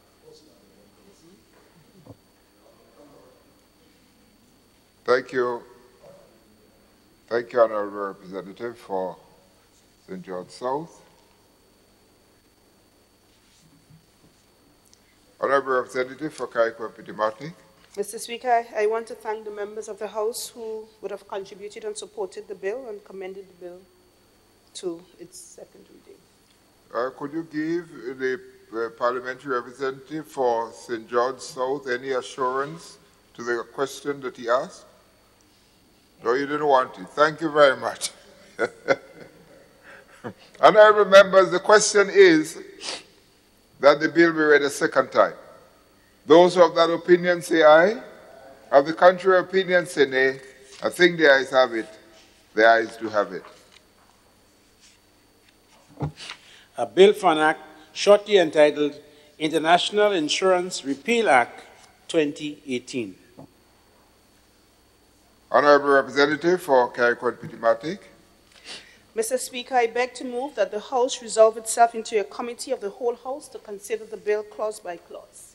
Honourable members, the question is that the House resolve itself into a committee of the whole House to consider the bill clause by clause. Those who have that opinion say aye. Aye. Of the contrary opinion say nay. I think the ayes have it. The ayes have it.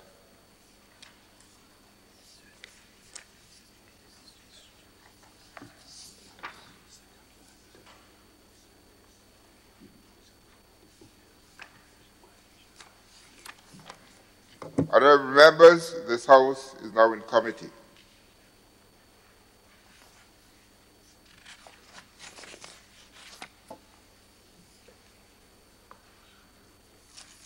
Clause 2, repeal. Honourable members, the question is that Clause 2, repeal, forms part of the bill. Those of that opinion, we have to do an amendment here.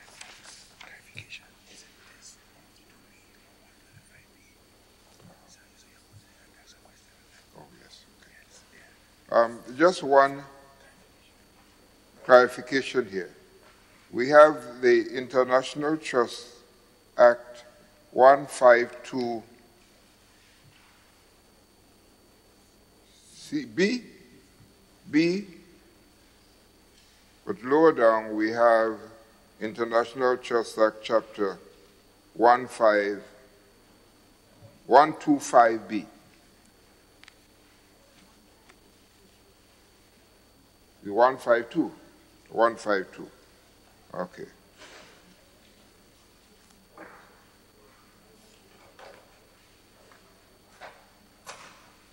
Okay.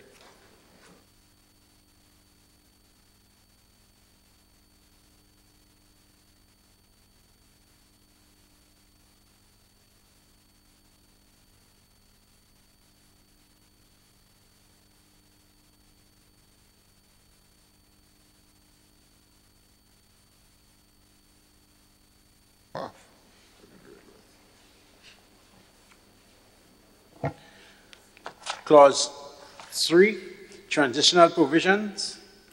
Honourable members, the question is that Clause 3, transitional provisions, form part of the bill. Those who have that opinion say aye. Of the contrary opinion say nay. I think the ayes have it. The ayes have it. Clause 1, short title. Honourable members, the question is that Clause 1, short title, forms part of the bill. Those of that opinion say aye. Of the contrary opinion say nay. I think the ayes have it. The ayes have it. Honourable Representative Carrick-Pitimatic. Mr. Chair, I now beg that the House resume and that the chairman of committee reports progress on the bill. Honourable members, the question is that this Honourable House now resumes and the chairman of committee reports progress on the bill. Those who have that opinion say aye. Of the contrary opinion say nay. I think the ayes have it. The ayes have it.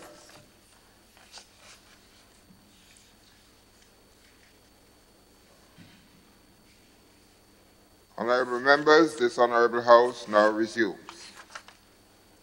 I have to report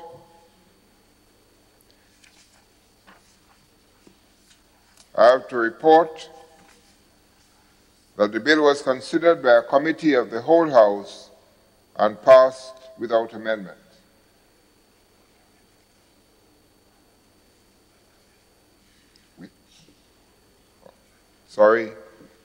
With amendment. Passed with amendment. Honourable Representative for Carrick-Pitimatic. Mr. Speaker, I beg to move that the chairman's report be adopted. Honourable members, the question is that the chairman's report be adopted. Those who have that opinion say aye. Of the contrary opinion say nay. I think the ayes have it. The ayes have it. Honourable Representative for Carrick-Pitimatic. Mr. Speaker, I beg to move the third reading of the bill and passage. Honourable members, the question proposed is that the bill be read a third time. Honourable members, the question is that the bill be read a third time and passed. Those who have that opinion say aye. Of the contrary opinion say nay. I think the ayes have it. The ayes have it. A bill for an act shortly entitled International Insurance Repeal Act 2018.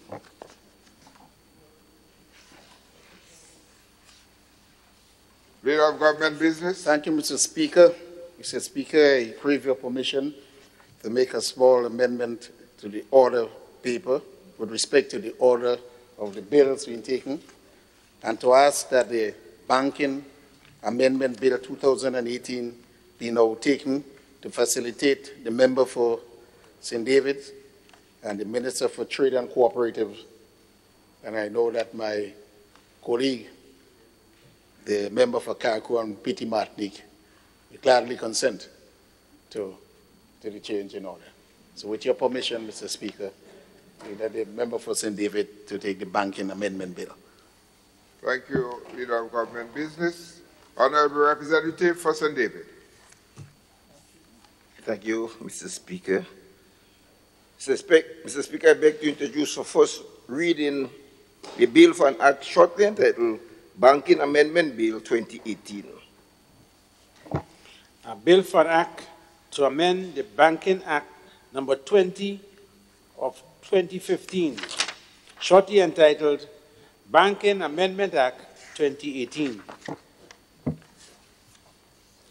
Honourable Representative for St. David. Mr. Speaker, I beg to move that the relevant standing order of the House be suspended to enable the bill to be taken through all the stages at this sitting. Honourable members, the question is that the relevant standing orders of the House be suspended to enable the bill to be taken through all its stages at this sitting. Those who have that opinion say aye. Aye. Of the contrary opinion say nay. I think the ayes have it. The ayes have it. Honourable Representative for St. David. Mr. Speaker, I beg to move the second reading of the bill. Honourable member, the question proposed is that the bill be read a third time. Honourable Representative. Thank you, Mr. Speaker, and let me thank the member from Carriacou for Petite Martinique for allowing me to present at this time. This is different from the two previous bills, the trend that we are seeing where the OECD and the EU are asking us to make changes. In this one, we are looking at the recommendation made by the Eastern Caribbean Central Bank after consultation with member states. You will recall, Mr. Speaker, that the Banking Act number 20 of 2015, which is the principal act, was brought into force on November 10, 2015. After it came into force, there was a lot of consultations and a lot of concerns were raised with respect to this particular bill. And therefore, the amendments that are proposed now are done after extensive consultation. And so you will see a number of areas that amendments have been made throughout the bill. So we are talking about the Principal Act, number 20 of 2015, that these amendments are referring to. And what I would like to do in this approach, Mr. Speaker, is to highlight the main amendments. As I said, there are several amendments to this bill after consultation, but it is all to strengthen the banking system, and therefore it is important that we do it, because as I said, this is coming from our people now, our own Eastern Caribbean Central Bank, and therefore there are areas in the definition that needed clarification. So there are some definitional issues, there are certain policy issues that need to be addressed. So this is the context in which I will present. I will highlight the main amendment. If you look at just starting out with the definition in Section 2 of the Principal Act, as I said, every time I say Principal Act, I'm talking about Act 20, 2015. In the definition of affiliate, by deleting paragraph E and substituting the following word: a company which has the same beneficial owner or shares common management and hazard interlinked with business. So in the definition, you need tightening up there.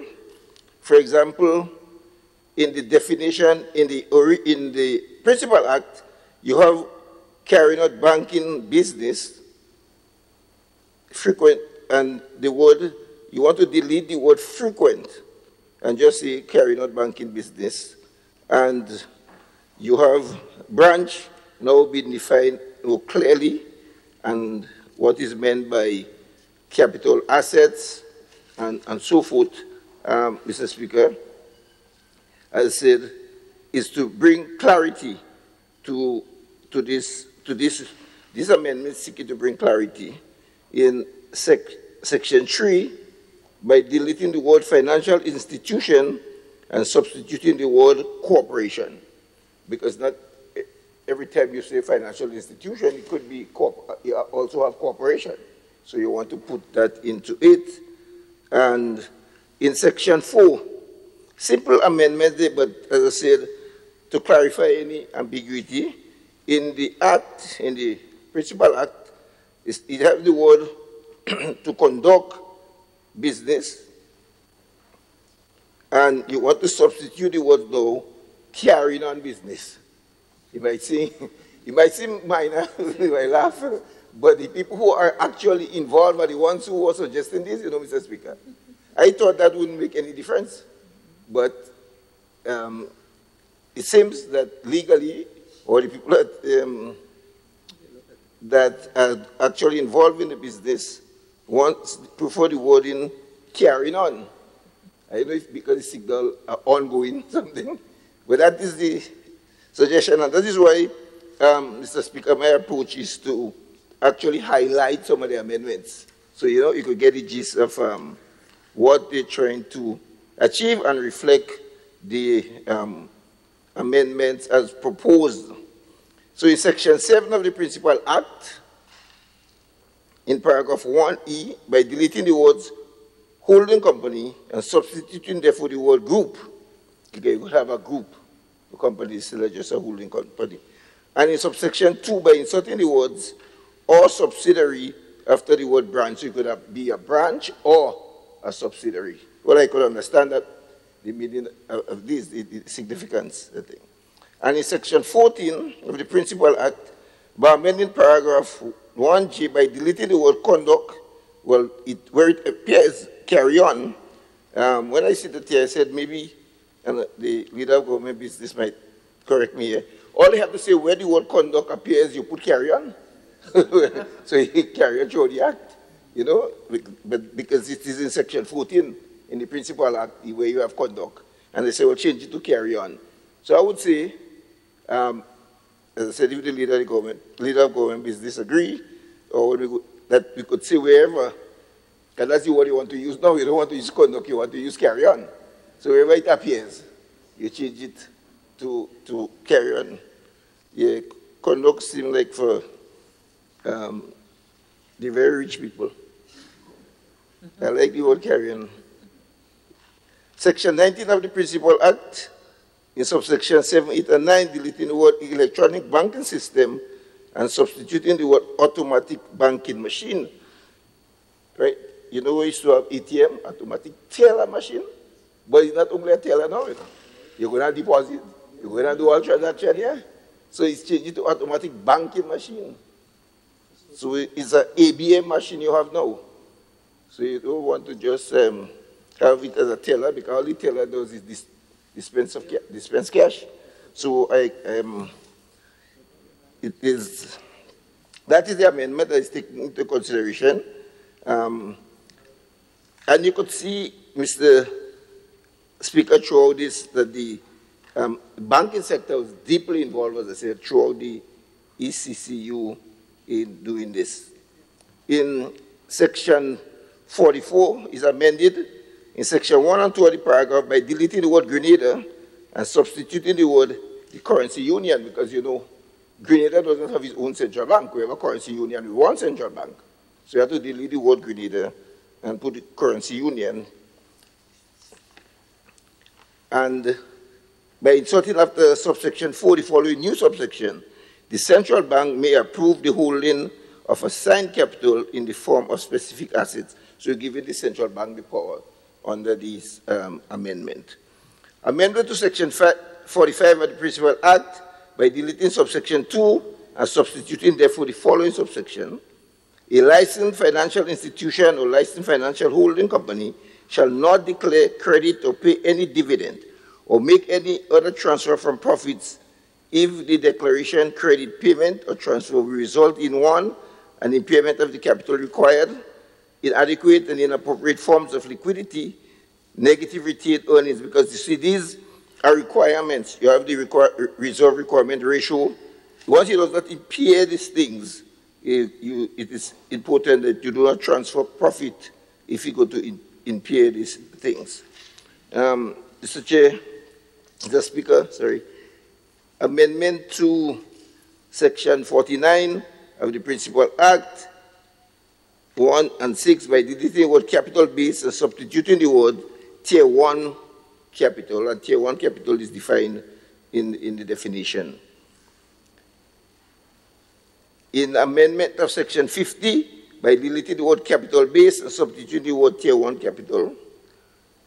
It's amendment to Section 51, a licensed financial institution shall not, except with the prior written approval of the central bank, grant or permit to be its employees unsecured advance or credit facilities in the aggregate for any one employee exceeding annual remuneration of such employee. So you will have to get written approval, because in the Act it says you shall not grant credit to an individual up to 50% of his earning. Most financial institutions have that. I'm thinking the credit union, you wouldn't get a loan if the amount you have to repay exceeds, I think, 60%. Maybe the clerk could help me there. But they have that.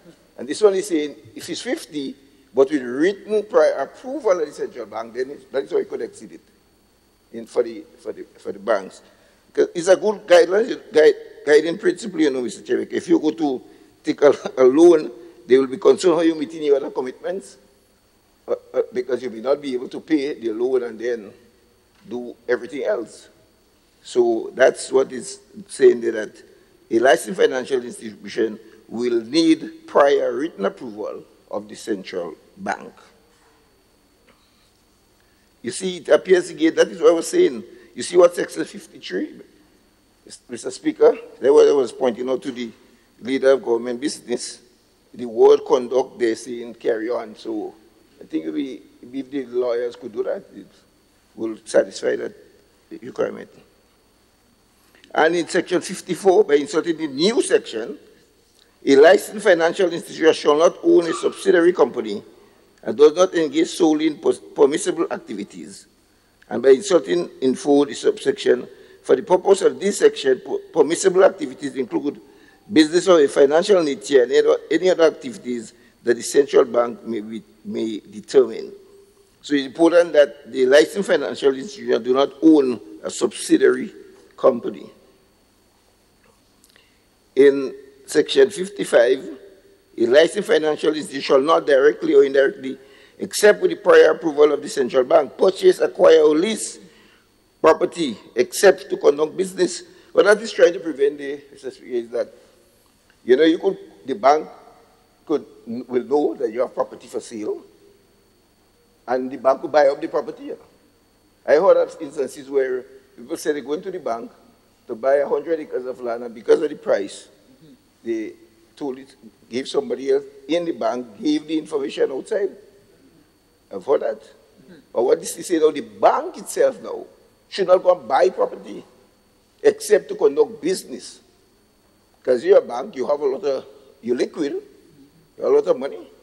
So if you are allowed to just go and buy old property, you obviously will have the advantage, because for I to purchase, I must come to you to get money, and you on the other hand, you in the business of buying asset and real estate as a bank. And this is saying, no, you cannot, with a prior approval of the central bank, purchase, acquire, except to conduct business. Yeah. the central bank, and in section 60, by deleting the word 6 and substituting the word 9, and deleting the word 3 with 6, that is in reference to the external auditors. What they're saying is that you should change the external auditors, right, over a certain period of time, because if you keep the same auditor, it is believed that you may not get the kind of the quality financial report that you want, because you have such a close relation. Yeah, let somebody else, your external auditor too, you know, and give you a report. That's, I think, it makes sense to change external auditors. But this won't only apply to banking, Mr. Speaker. It does not apply, but I think it would be a good thing for it if you could apply. Credit unions could take that as a guidance too. Is to change, you know, the external auditors every 6 years or every 5 years as they choose. I said, you know, just to ensure transparency in the process. The repeal and substitution of Section 80 of the Principal Act, it has to do with failure to comply. A licensed financial institution or an affiliate of a licensed financial institution that fails to comply with the requirement or a prohibition of a central bank imposes on the licensed financial institution is liable to a penalty. So this is dealing with the penalties for licensed financial institution. Well, notification or removal of directors, that is clear here. I wouldn't want to spend too much time on that. There, as I said, amendment to Section 97 deals with directors. The repeal section is what I want to deal with. Repeal and substitution of Section 101 of the Principal Act. Section 101 of the Principal Act is hereby repealed and substituted with the following. Notification to the central bank of appointment of officers and directors. A licensed financial institution or licensed financial holding company shall give written notice to the central bank of the proposed appointment or election of a director or officer at least 60 days prior to the appointment or election of a director or officer. On receipt of the notice under subsection 1, the central bank shall conduct an investigation to determine whether the proposed director or officer satisfy the fit and proper criteria in Section 97. On completion of its investigation, the central bank shall inform the licensed financial institution or licensed financial holding company in writing of the requirement of Section 97 or Section 97 deal with the issue of if you were bankrupt, we file for bankruptcy. Now, what this new section is doing, now, what exists under the Principal Act is that you could appoint people as members of the board of directors. You don't have to notify the central bank. So, and get approval from the central bank, because you say, well, I'm a board member, I'm a director, I've been elected by the shareholders, and therefore I can sit on the board. The central bank is saying no, that you have to inform the central bank at least 60 days prior to the appointment of the director. They want to know, they want to do their own investigation first before you can appoint that person to sit as a director of a financial institution. This is in a section that has now been included for all financial institutions, banking institutions that is, to submit the director's name to the central bank so they can investigate, have their own investigation before they appoint the person. And in Section 103 is amended in paragraph 1A by deleting the word 2/3 of and by deleting subsection 2 and substituting the following. Subject to subsection 2, the prudential standard issued by the central bank, a person who has been declared bankrupt, has been sentenced for offense, these are all the grounds, and which you cannot be a director of a company. I know some people think, well, if you declare bankrupt, I don't know any, I can't remember any case of bankruptcy that anybody has been declared bankrupt in Grenada.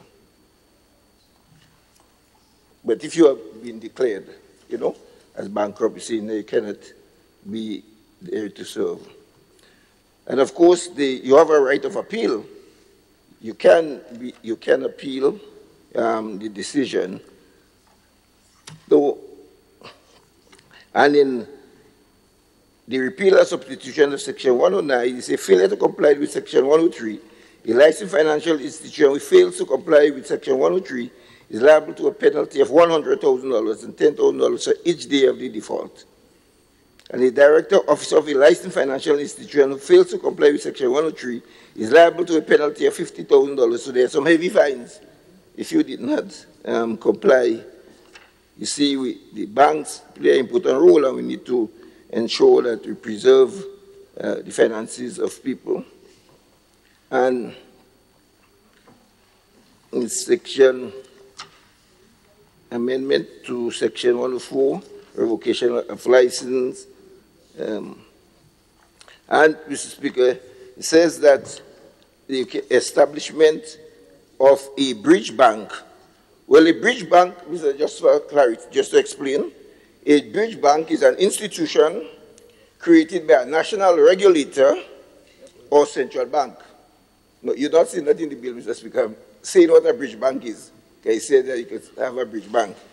I say that a bridge bank, by definition, is an institution created by a national regulator or central bank to operate a failed bank until a buyer can be found for its operation. In other words, a bridge bank is a temporary bank created by the central bank in order to operate an insolvent or failed bank for a defined period of time. In this case, you say for between 12 months and 4 years. What you set up a bridge bank is for a defined period of time, because it's just temporary to deal with the matter of an insolvent company or anything. So this, you are calling for the establishment of a bridge bank in order to take over the operation of the bank that has been insolvent, and it says that it can be for a period of 12 months with the possibility of extension of up to 4 years, and then it will come to an end. In some jurisdictions, based on my restriction, it's up to 3 years. But here it is up to 4 years, I think, because you have instances where you have banks where you have to create bridge bank to take over the operation of some banks that have failed, and the proposal is that between a period of 12 months and 4 years, that will be the life of the bridge bank. It will come to an end at that time. So, Mr. Speaker, as I said, these amendments are not amendments that have been forced upon us, but it's an amendment that reflects the views of stakeholders after consultation from 2015, reviewing it, where we pass it up to 2018. And as you know, these are harmonized regulations because we have one Eastern Caribbean Central Bank. So we all harmonize the legislation. And so every member state of the ECCU will be expected to make the same amendments to the legislation in order to comply. And one other important distinction, Mr. Speaker, is that when you talk about, in the Principal Act that talks about a foreign bank, in this amendment, if the bank is not established within the ECCU, but is a CARICOM institution, it has to be charged the same licensing fee as the bank that belongs to the ECCU, because under Article 7 of the CARICOM Revised Treaty, a CARICOM institution has to be treated the same way. So you cannot have two differential fees for the CARICOM, but you could have one for the foreign, where you cannot treat CARICOM banks as foreign, according to this Treaty of Chaguaramas, and charge a different rate from those that is established within the ECCU member state. And that is a next important amendment that we made to the Banking Act. So, Mr. Speaker, I thought it was necessary to go through the main amendments in order to get you a full understanding of what this banking amendment is all about. I thank you. Thank you, Honourable Representative for St. David. Honourable Representative for St. Patrick West.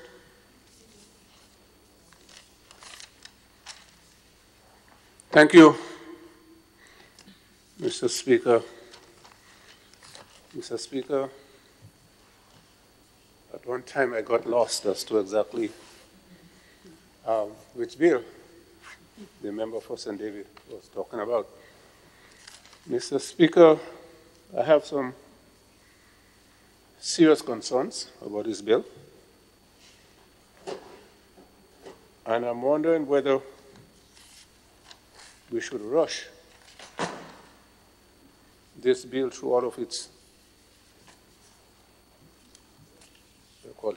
stages at this time. I believe that we do have a tendency here in Grenada to always want to be the first to do certain things and then later entertain regret as to exactly why we did what we did. Mr. Speaker, first and foremost, it's unfortunate the Minister of Finance is not here because I want to ask some questions pertinent to, but I know that the member for St. David is equally competent with regards to the issue at hand. And I presume, Mr. Speaker, that we are all talking about the Uniform Banking Act. That's correct, yeah? The Uniform Banking Act of the ECCU member countries, yeah? Second, Mr. Speaker, I want to know whether all of the proposed changes that we are looking at now have been agreed upon by all the members of the ECCU, and there is uniformity among members with regards to making those changes. I want to make sure whether that is clear as well. Do we have that consensus among members that, hey, we will all make these changes, or is it that Grenada is on its limb and proceeding to make these changes without getting the agreement of the other member countries? Because we're talking about the Uniform Banking Act. So I want to know whether there is agreement among the other members to make those changes. And if not, why are we taking the lead? Because this is so involved, Mr. Speaker. I don't know whether we have taken all that is involved is taken into consideration here. And I could only scratch the surface with some of the issues that we would like to discuss. So is there a consensus among ECCU member countries that will all go along with the changes proposed?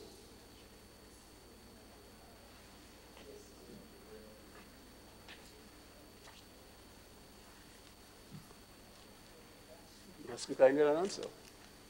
Oh. Honourable Representative for St. David, it seems as though a question has been asked. All right, could you please? Oh, yeah, the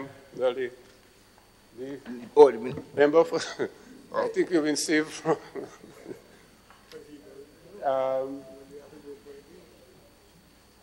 Mr. Speaker, can I go over for the please, members please, listening?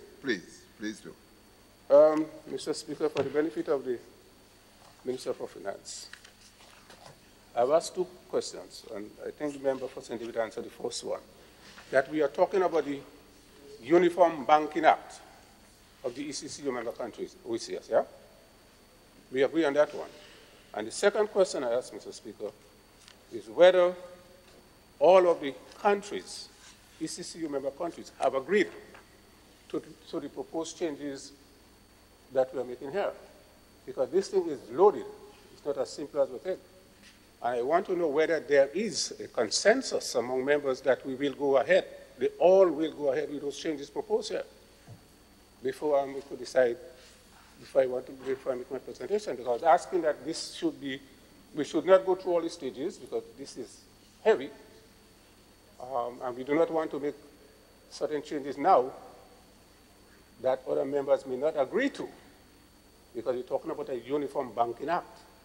So I really want to know where we stand, where does Grenada stand with regards to the other countries in moving forward with this bill at this time.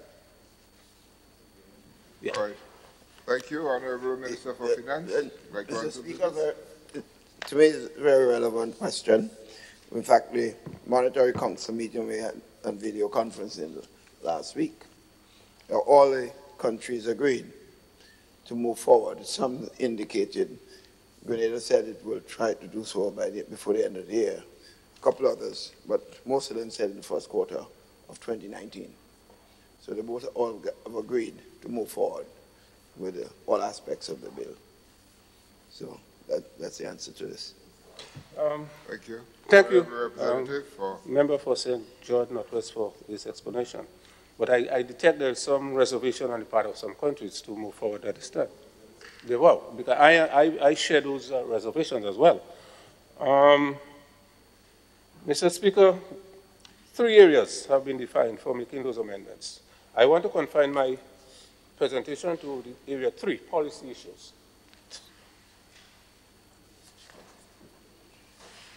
And it's unfortunate that I did not get this way ahead of time to go into a more in-depth analysis of the presentation that I want to make. Only this morning I got this, and I was hoping that this would not have gone through all phases, all the stages now. However, Mr. Speaker, I want to look at the area financial requirements and limitations. And 3 areas have been identified for possible changes. Prohibition on declaration or distribution of dividends among financial, during the financial year.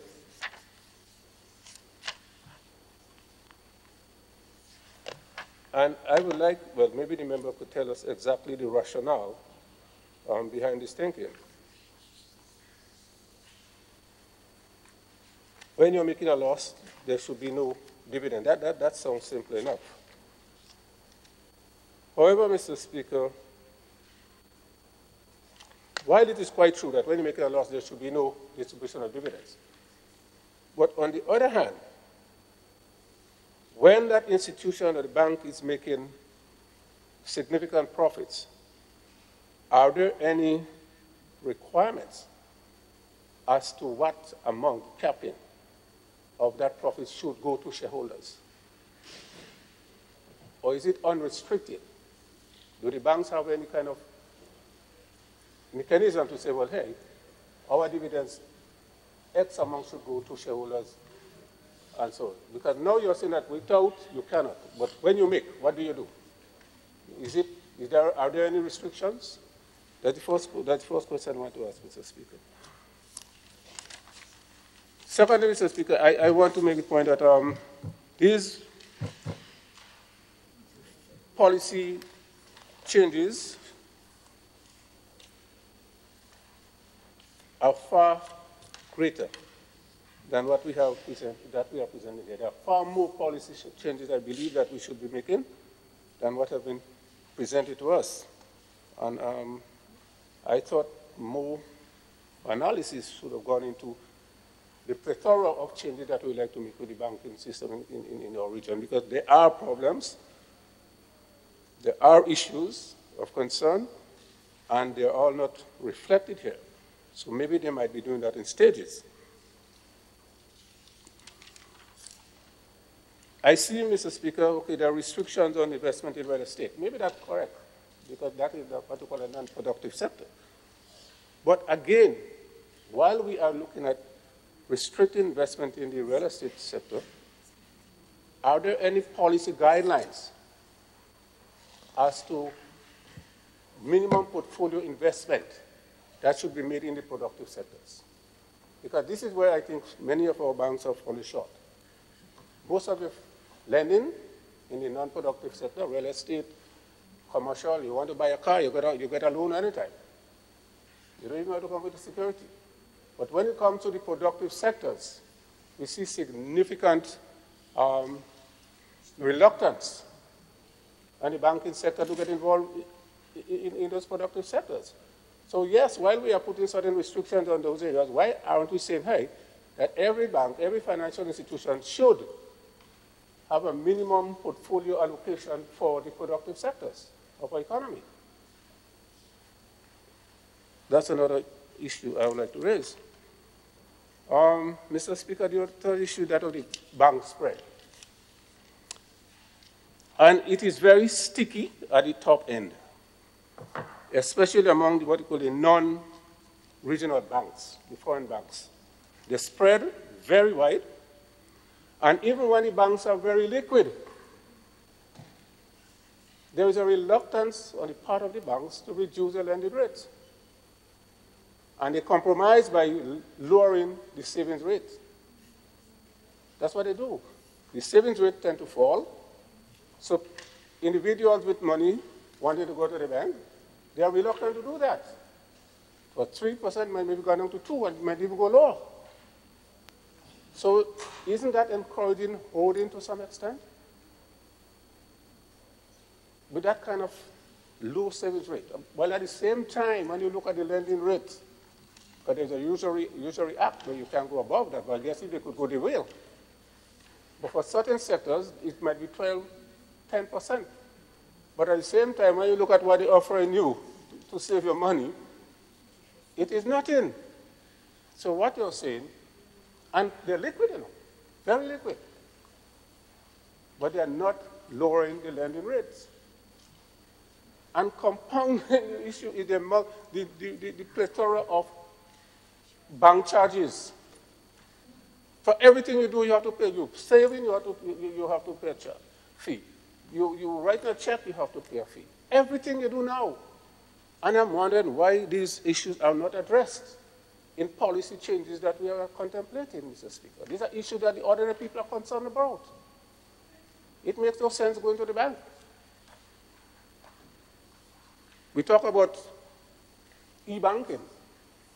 We move into a new era, yeah? But yet when you look at every bank, they want to have the biggest building that around. Banking without walls, I thought that was the direction in which we are going. But it's not reflected in the edifices that they want to construct. That's where most of the money is going, Mr. Speaker. And I think that is an area of concern. The convergence, banking convergence. We have development banking, we have the commercial banks, and we have the non-bank financial institutions.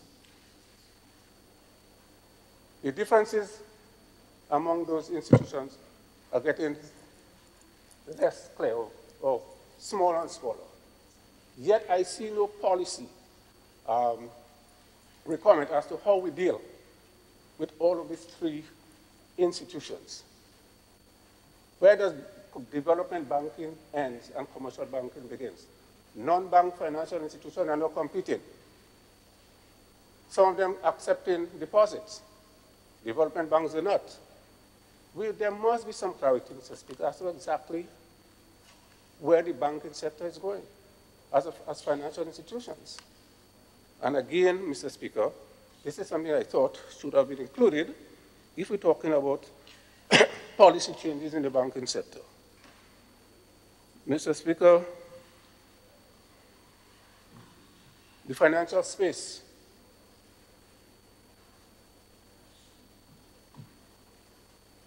And I do not want to get into the whole debate with regards to Republic Bank wanting to take over the operations of Scotiabank in the West. Yes, because it could be very controversial. Some member countries of the same ECCU, we can't agree, some of them can't agree on a single policy direction. Some might say yes, let Republic Bank go ahead and take over. Others say no, they will not allow it. Again, Mr. Speaker, where is the uniformity in banking in the ECCU member countries? I thought an issue like that, member countries would have been on the same platform. But they are not. It speaks to this unity and lack of policy cohesiveness among the member territories of the ECCU dealing with a matter like that. Grenada might say, okay, fine. Do I give permission for that to happen? Antigua say, no way, it won't happen. You let us treat with our local institution first. Is that the same policy direction that we intend to go? Mr. Speaker, we need to clarify a lot of issues before we can take peaceful measures dealing with banking, but making those changes that I see we have here. Mr. Speaker, license fees. And I do not agree with the member for St. David that there should be a single fee for ECCU banks and banks incorporated in CARICOM as a whole. Because in the same revised Treaty of Chaguaramas, we have the principle of differential treatment. So why can't we apply the same principle to the banking? You're saying that, okay, you have the OECS and disadvantaged countries should not be treated the same way. They should have certain advantages or certain preferences that the wider CARICOM should not have. But yet, you're saying that charge a single fee. I disagree with that, Mr. Speaker. I believe we should maintain that policy of differentiation, and the bigger banks incorporated in the CARICOM should not be required to pay the same fee as those in the OECS. Mr. Speaker, I think I mentioned banking hours again. We're talking about moving forward, but yet look at the restrictive banking hours that we do have. Is it promoting development? After 2, 3 o'clock, I can't go to the bank. Is that making sense in these modern times? Mr. Speaker, there are too many issues. And I only scratched the surface because I got this just this morning as I come in here. And I would really like more time to go in depth to a number of those issues which I've just scratched the surface. And I'm saying hasten slowly. We have a history of wanting to be the first in everything that we do. I'm saying in this case, Mr. Speaker, let us hasten slowly on this matter, and I would further to be deferred for further and more in-depth discussion at a later date. Thank you very much. Thank you, Honourable Representative for St. Patrick West. Honourable Representative for St. George Northeast. Mr. Speaker, I do thank you. I listened to the member for St. George for St. Patrick's West. And Mr. Speaker, he said all this without any prompting from me. But Mr. Speaker, there is one issue. There is one issue that I would like to raise here that he touched a little bit on. And it's something that people are very concerned about, and that is the banking hours in this here country. If you compare it with the banking hours in our other OECS brother countries, it's different. I tried to do a little bit of investigation, and they said to me, the hours was changed since after Ivan, and it never went back to where it was originally. And Mr. Speaker, if we're talking about the Uniform Banking Act, a lot of our citizens would like to get the service of banking and doing business with the bank, and that the hours be extended even to where it was before. I mean, I have my preferences in terms of whether it's open 8 to 4 or 9 to 5, but restricting banking hours in this country from 8 to 2, because sometimes if you're tied up in cabinet and after you finish on Monday, it doesn't make no sense. You cannot get to the bank. And I believe we should, as a country, really look into putting banking hours, or be it extended as to where it was prior Ivan. Thank you, Mr. Speaker. Thank you, Honourable Representative for St. George Northeast.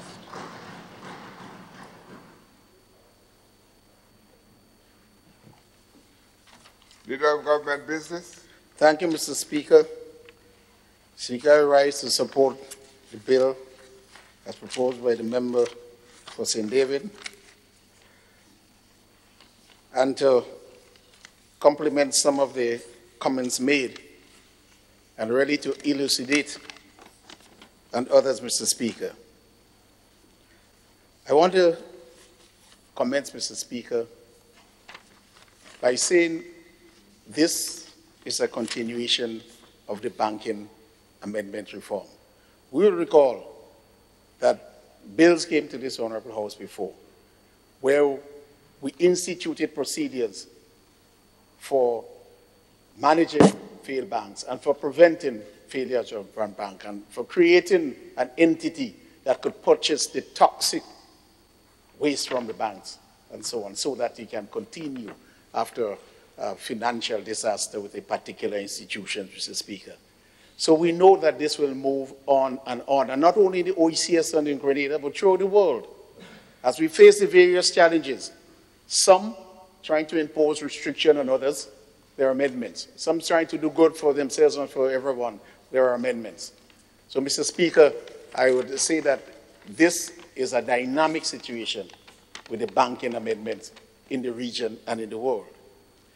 Mr. Speaker, the two areas that I want to commend the bank for adopting, and that the companies in Grenada, not in the region, in the world, other companies in the world have already moved, and other governments and legislature have already passed these amendments. For the two, with respect to, Mr. Speaker, the payment of dividends, and that's page 12, section 12, mentioned by the member for St. Patrick's West.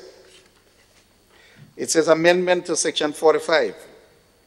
A licensed financial institution or licensed financial holding company shall not declare credit or pay any dividend. It's not only pay dividend, declare credit or make any other transfer from profits. So this answers the question, Mr. Speaker. If the declaration, credit, payment, or transfer were one, so you're making a lot of profit, is there a limit above which you should not go? Yes. If by doing so there is an impairment of the capital required under section 44. So you could make any amount of profits you wish, but you have to hold required with tier 1 capital. You have, you cannot go above that. So there is a limit, Mr. Speaker. Not only this condition, Mr. Speaker, but it also says that an adequate and inappropriate form of liquidity, contrary to section 48. So you could have him, you can make a lot of profits, but if you're going to pay out dividends so much, that will impair the liquidity of the bank. So when people come for the cash, you can't get it. Big loan calls, you cannot get it. Yes, there are limits of which you cannot go. On negative retained earnings or accumulated deficit. So you had deficit and you won't pay again. These are the things, Mr. Speaker, that will impose a limit on whether or not you make profit. And further, if you make a loss in that financial year, you see it? If the licensed financial institution or licensed finance and holding company realizes a net loss for that year, you should not pay a dividend. Mr. Speaker, in Grenada, $55 million were paid out. There was a profit, but way under $55 million. But they dipped back into the years, into the retained earnings.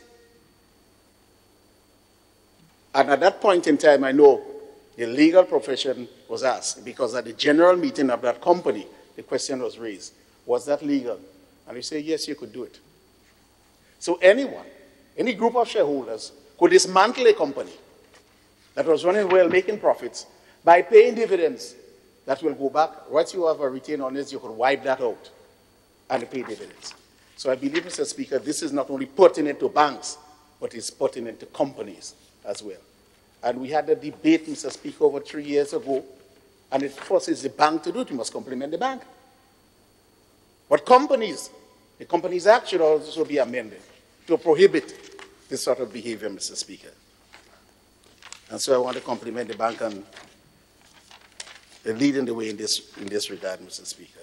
And in Grenada, we found out that in other regions in the Caribbean, you do have that restriction. You don't make a profit, then you can't pay dividends. It is practice, but it is not in law, Mr. Speaker.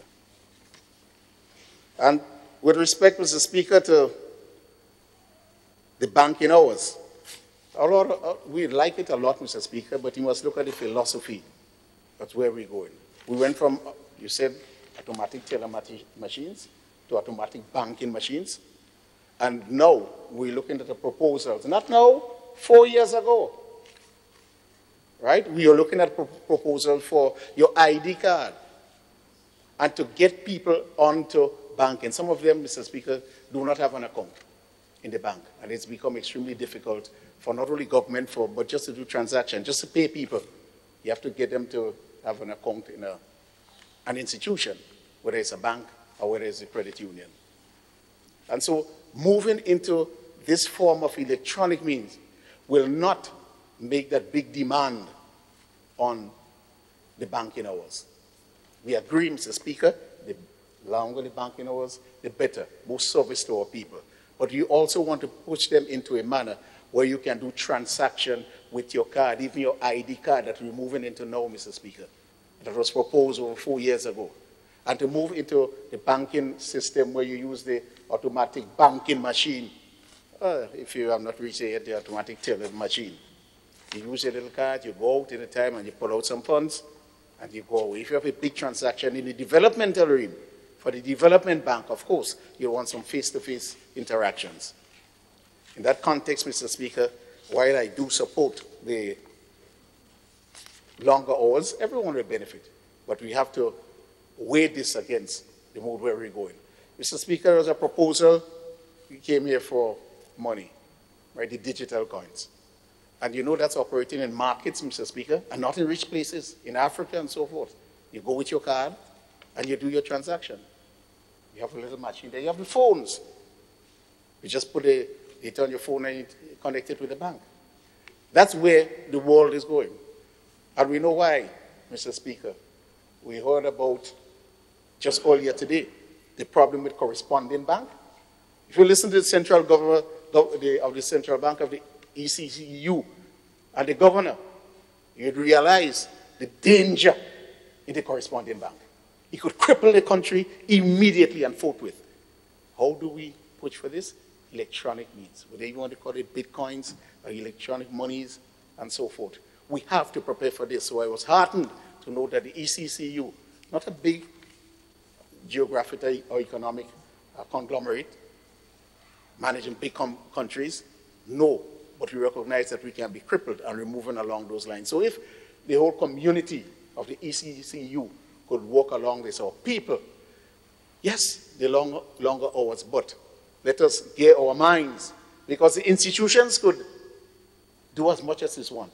If our people, the citizens, do not understand and do not know where we are going, then we're in trouble, Mr. Speaker. So in this context, I know that a lot more needs to be done, but Mr. Speaker, I want to compliment this bill. And at the same time, we looked at the fees, but we must also look at the penalties, Mr. Speaker. The penalties are not too large.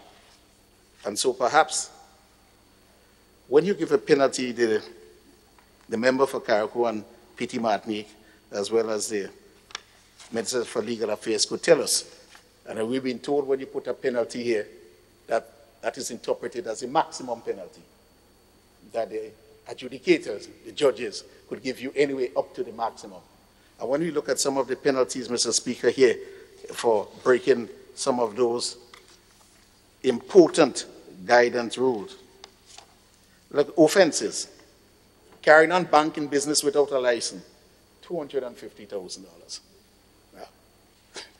Refusal to make relevant documents available for examination, $2,500.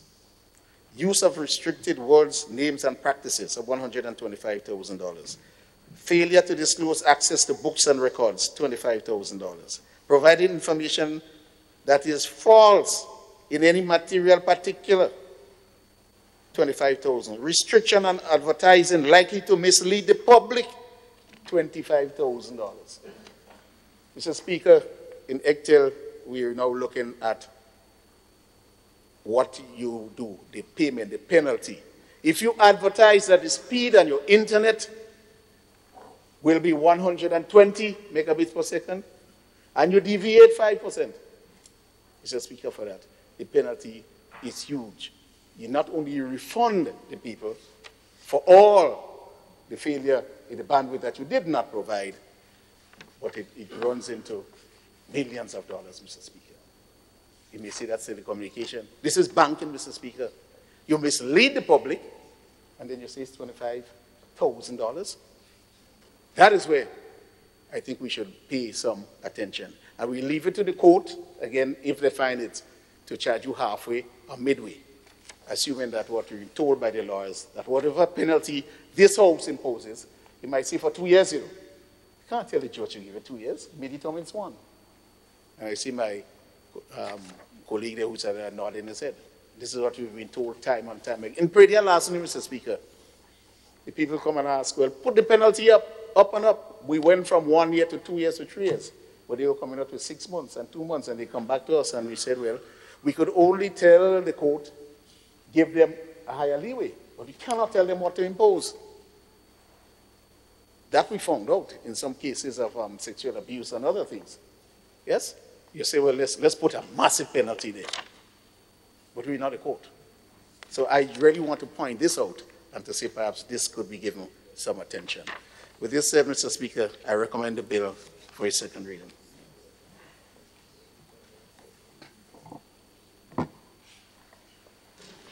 Honourable Representative. Mr. Speaker, I'm standing to give my support to the second reading of this important bill. I recognize the concerns I came back in raised by the member for St. Patrick West. But just to make the following observations.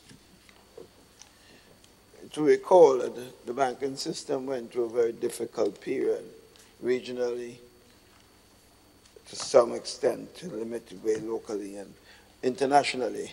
The number of problems that the banks had all over the world. The number of weaknesses were identified, and of course we had to take stock in the region to make sure that we protect our people as much as possible. And it must be pointed out there's several years of consultation throughout the entire region, led by the Eastern Caribbean Central Bank, were undertaken. And of course, there were a number of close calls. At least 2 major banks in the region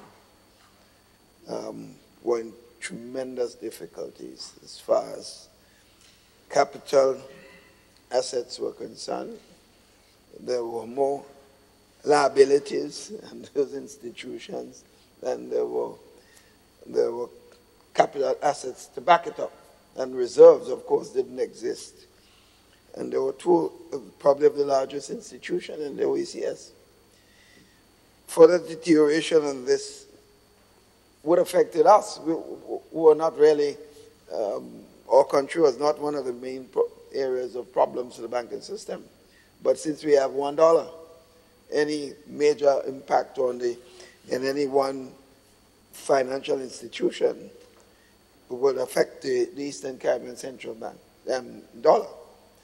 And it is known, for example, Stanford Bank in Antigua was a major, major problem, and there were a couple other banks there. And one in St. Lucia also was also in serious problems.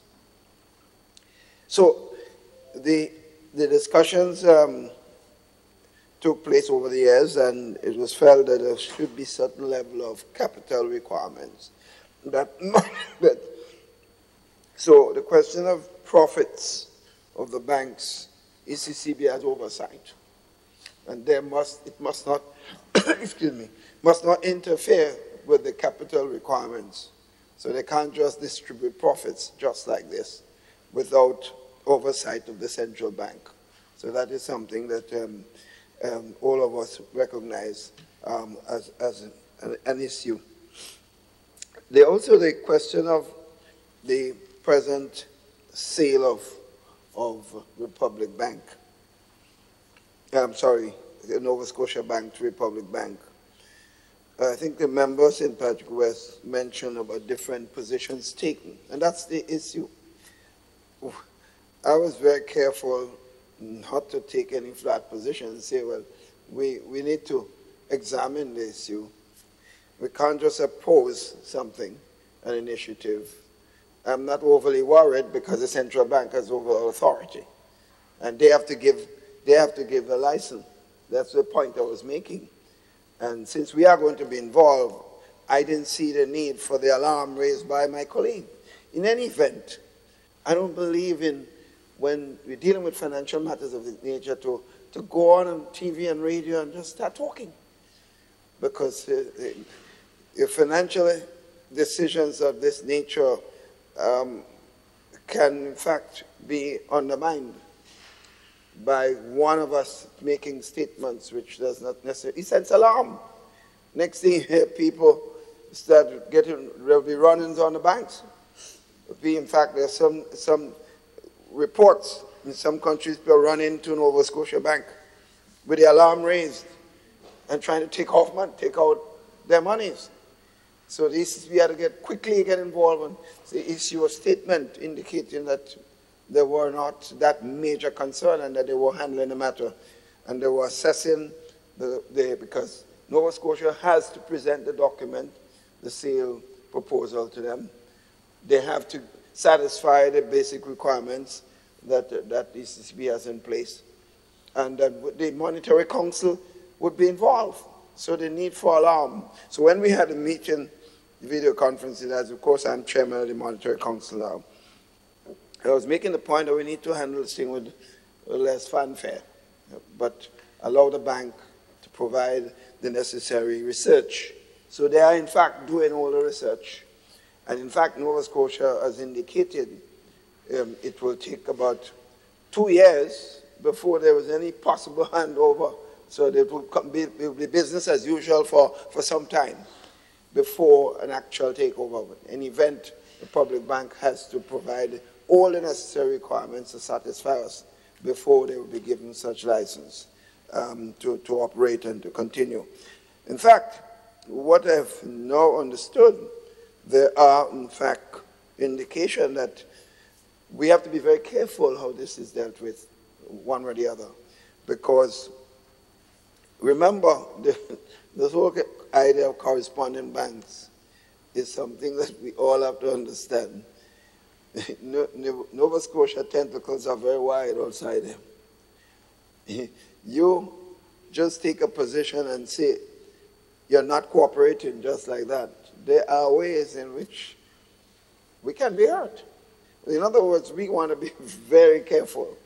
And that's why we have been pointing out to our colleagues, the less we say and the more we await ECCB's research. The governor has made it very clear that he's in touch with the parties and that he's assessing everything and is getting additional support to review all aspects of the sale, and that nothing will be done that will create problems for the regional financial institution. And that, in fact, the ECCU dollar is still back 97%, which is definitely way above what is required from any particular dollar in any country. So I think there should not be, at this point in time, we are monitoring the situation. We are not closing our eyes to the eventuality of having one institution so big that if something happens, it can create major problems. So all these things have to be looked into. So we are taking all the precautions, and I want to assure the people of our country that at this point in time, I see no need for alarm, just like the ECCB has said, but we are not closing our eyes to what could possibly happen in situations of this nature.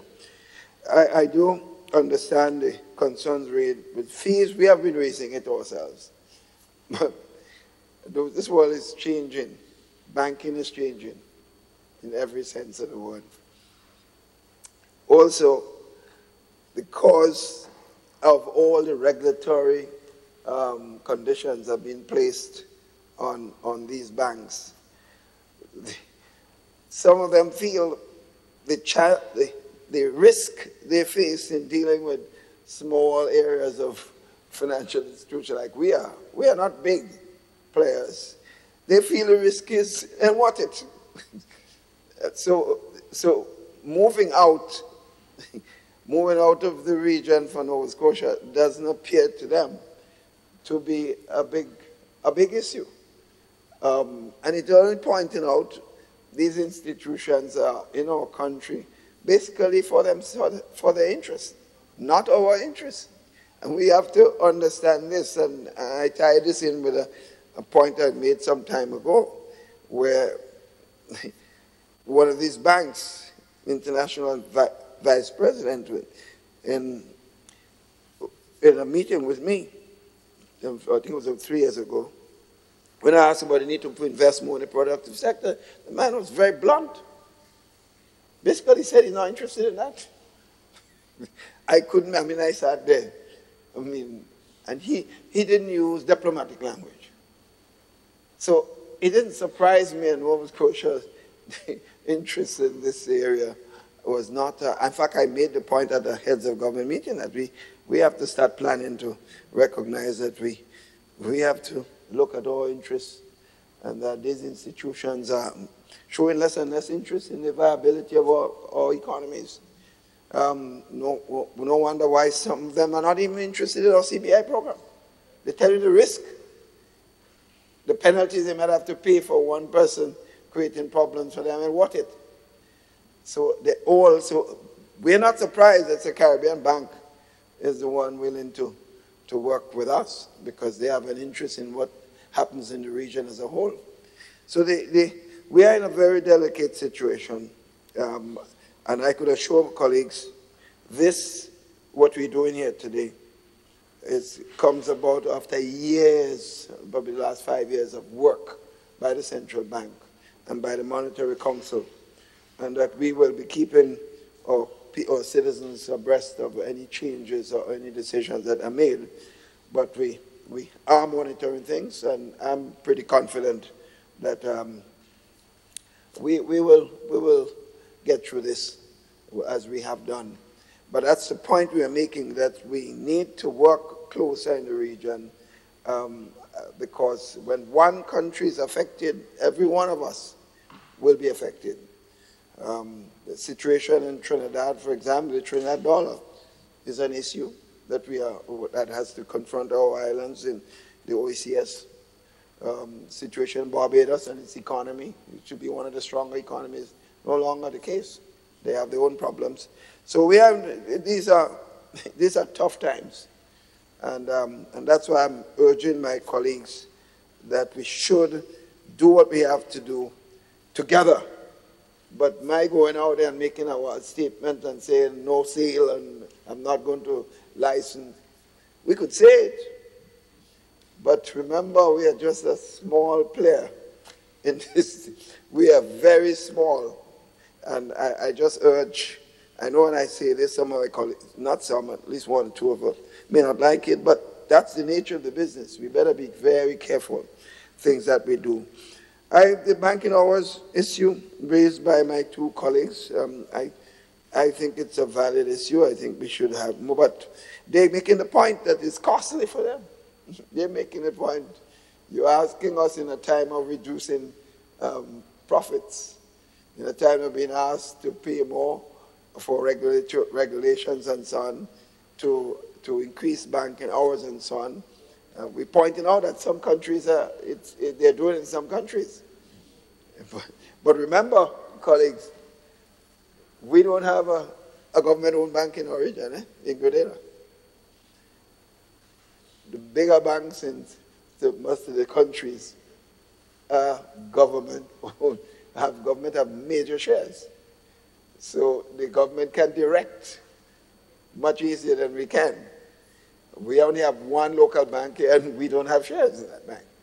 So we still private sector interest. So we don't have the kind of control that other countries may have. I'm not so sure it's a bad thing, because the problems we have with non-performing loans, many of the countries have major problems because governments controlling banks and these private institutions have shown that it's an easy way. Whenever government have a little headache, they run to. We don't have anybody to run to, that we have to manage our fiscal situation, have the surpluses to do what we have to do in case of emergency. We can't call on the manager of a bank to to bail us out. We have to bail us out from, of course, the contingent liabilities that we may have in place. So, Mr. Speaker, I'm not saying that this is the greatest banking rules that we are now implementing, but it is what we need at this particular time, and changes have to be made when we are prepared to do so. So I commend the second reading of this Banking Act to the Honorable House. Thank you, Honorable Minister for Finance.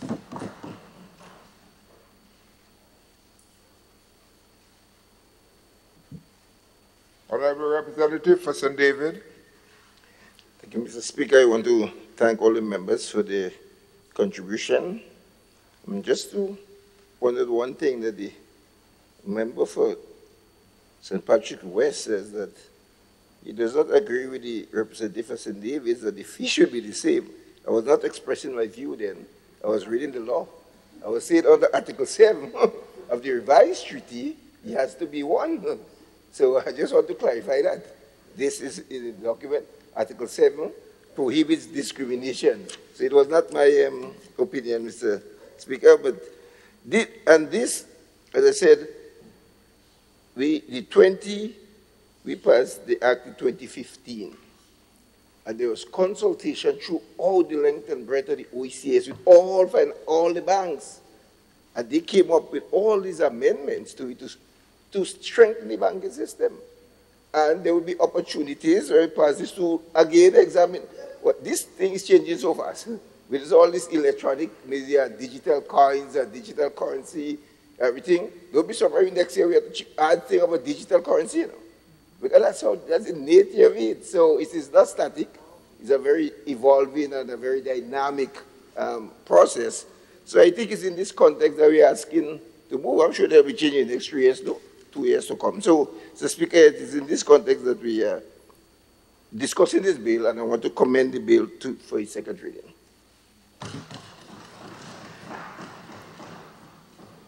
Honorable members, the question is that the bill Banking Amendment Bill 2018 be read a second time.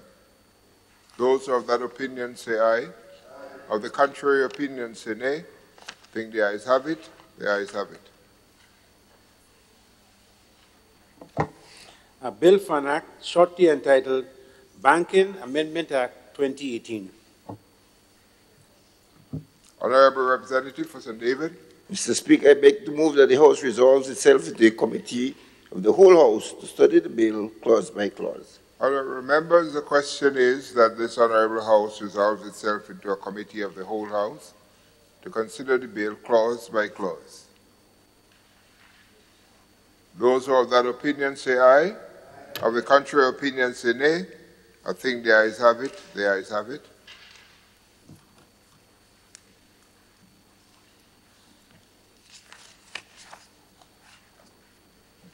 Honorable members, the House is now in committee.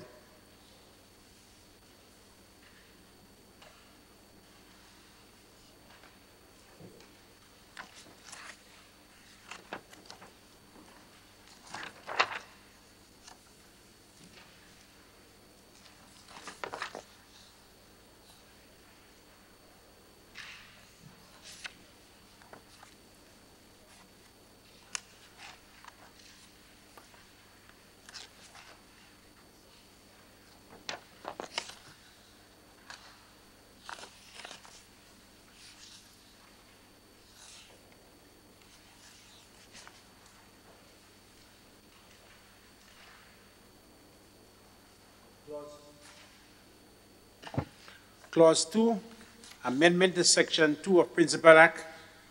Honorable members, the question is that Clause 2 forms part of the bill. Those who are of that opinion say aye. Of the contrary opinion say nay. I think the ayes have it. The ayes have it. Clause 3, amendment to Section 3 of Principal Act. Honorable members, the question is that Clause 3 forms part of the bill. Those of that opinion say aye. Of the contrary opinion say nay. I think the ayes have it. The ayes have it.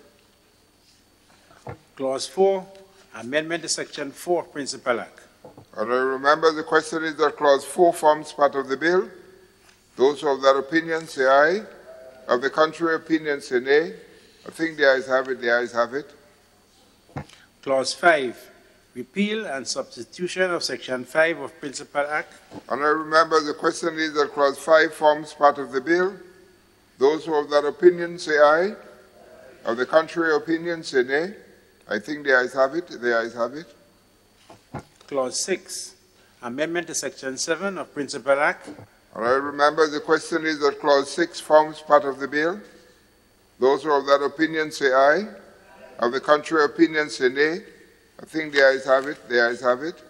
Clause 7, amendment to Section 14 of Principal Act. Honourable members, the question is that Clause 7 forms part of the bill. Those who have that opinion say aye. Of the contrary opinion say nay. I think the ayes have it, the ayes have it. Clause 8, amendment to Section 19 of Principal Act. Honourable members, the question is that Clause 8 forms part of the bill. Those who have that opinion say aye. Of the contrary opinion say nay. I think the ayes have it, the ayes have it. Clause 9, amendment to Section 42 of Principal Act. Honourable members, the question is that Clause 9 forms part of the bill. Those who have that opinion say aye. Of the contrary opinion say nay. I think the ayes have it, the ayes have it. Clause 10, insertion of new Section 43A of Principal Act. Honourable members, the question is that Clause 10 forms part of the bill. Those who have that opinion say aye. Of the contrary opinion say nay. I think the ayes have it, the ayes have it. Clause 11, amendment to Section 44 of Principal Act. Honourable members, the question is that Clause 11 forms part of the bill. Those who have that opinion say aye. Of the contrary opinion say nay. I think the ayes have it, the ayes have it. Clause 12, amendment to Section 45 of Principal Act. Honourable members, the question is that Clause 12 forms part of the bill. Those who have that opinion say aye. Of the contrary opinion say nay. I think the ayes have it, the ayes have it. Clause 13, amendment to Section 49 of Principal Act. Honourable members, the question is that Clause 13 forms part of the bill. Those who have that opinion say aye. Of the contrary opinion say nay. I think the ayes have it, the ayes have it. Clause 14, amendment to Section 50 of Principal Act. Honourable members, the question is that Clause 14 forms part of the bill. Those who have that opinion say aye. Of the contrary opinion say nay. I think the ayes have it, the ayes have it. Clause 15, amendment to Section 51 of Principal Act. Honourable members, the question is that Clause 15 forms part of the bill. Those who have that opinion say aye. Of the contrary opinion say nay. I think the ayes have it, the ayes have it. Clause 16, amendment to Section 53 of Principal Act. Honourable members, the question is that Clause 16 forms part of the bill. Those who have that opinion say aye. Of the contrary opinion say nay. I think the ayes have it, the ayes have it. Clause 17. Honourable members, the question is that Clause 17 forms part of the bill. Those who have that opinion say aye. Of the contrary opinion say nay. I think the ayes have it, the ayes have it. Clause 18. Honourable members, the question is that Clause 18 forms part of the bill. Those who have that opinion say aye. Of the contrary opinion say nay. I think the ayes have it, the ayes have it. Clause 19. Honourable members, the question is that Clause 19 forms part of the bill. Those who have that opinion say aye. Of the contrary opinion say nay. I think the ayes have it, the ayes have it. Clause 20. Honourable members, the question is that Clause 20 forms part of the bill. Those who have that opinion say aye. Of the contrary opinion say nay. I think the ayes have it, the ayes have it. Clause 21. Honourable members, the question is that Clause 21 forms part of the bill. Those who have that opinion say aye.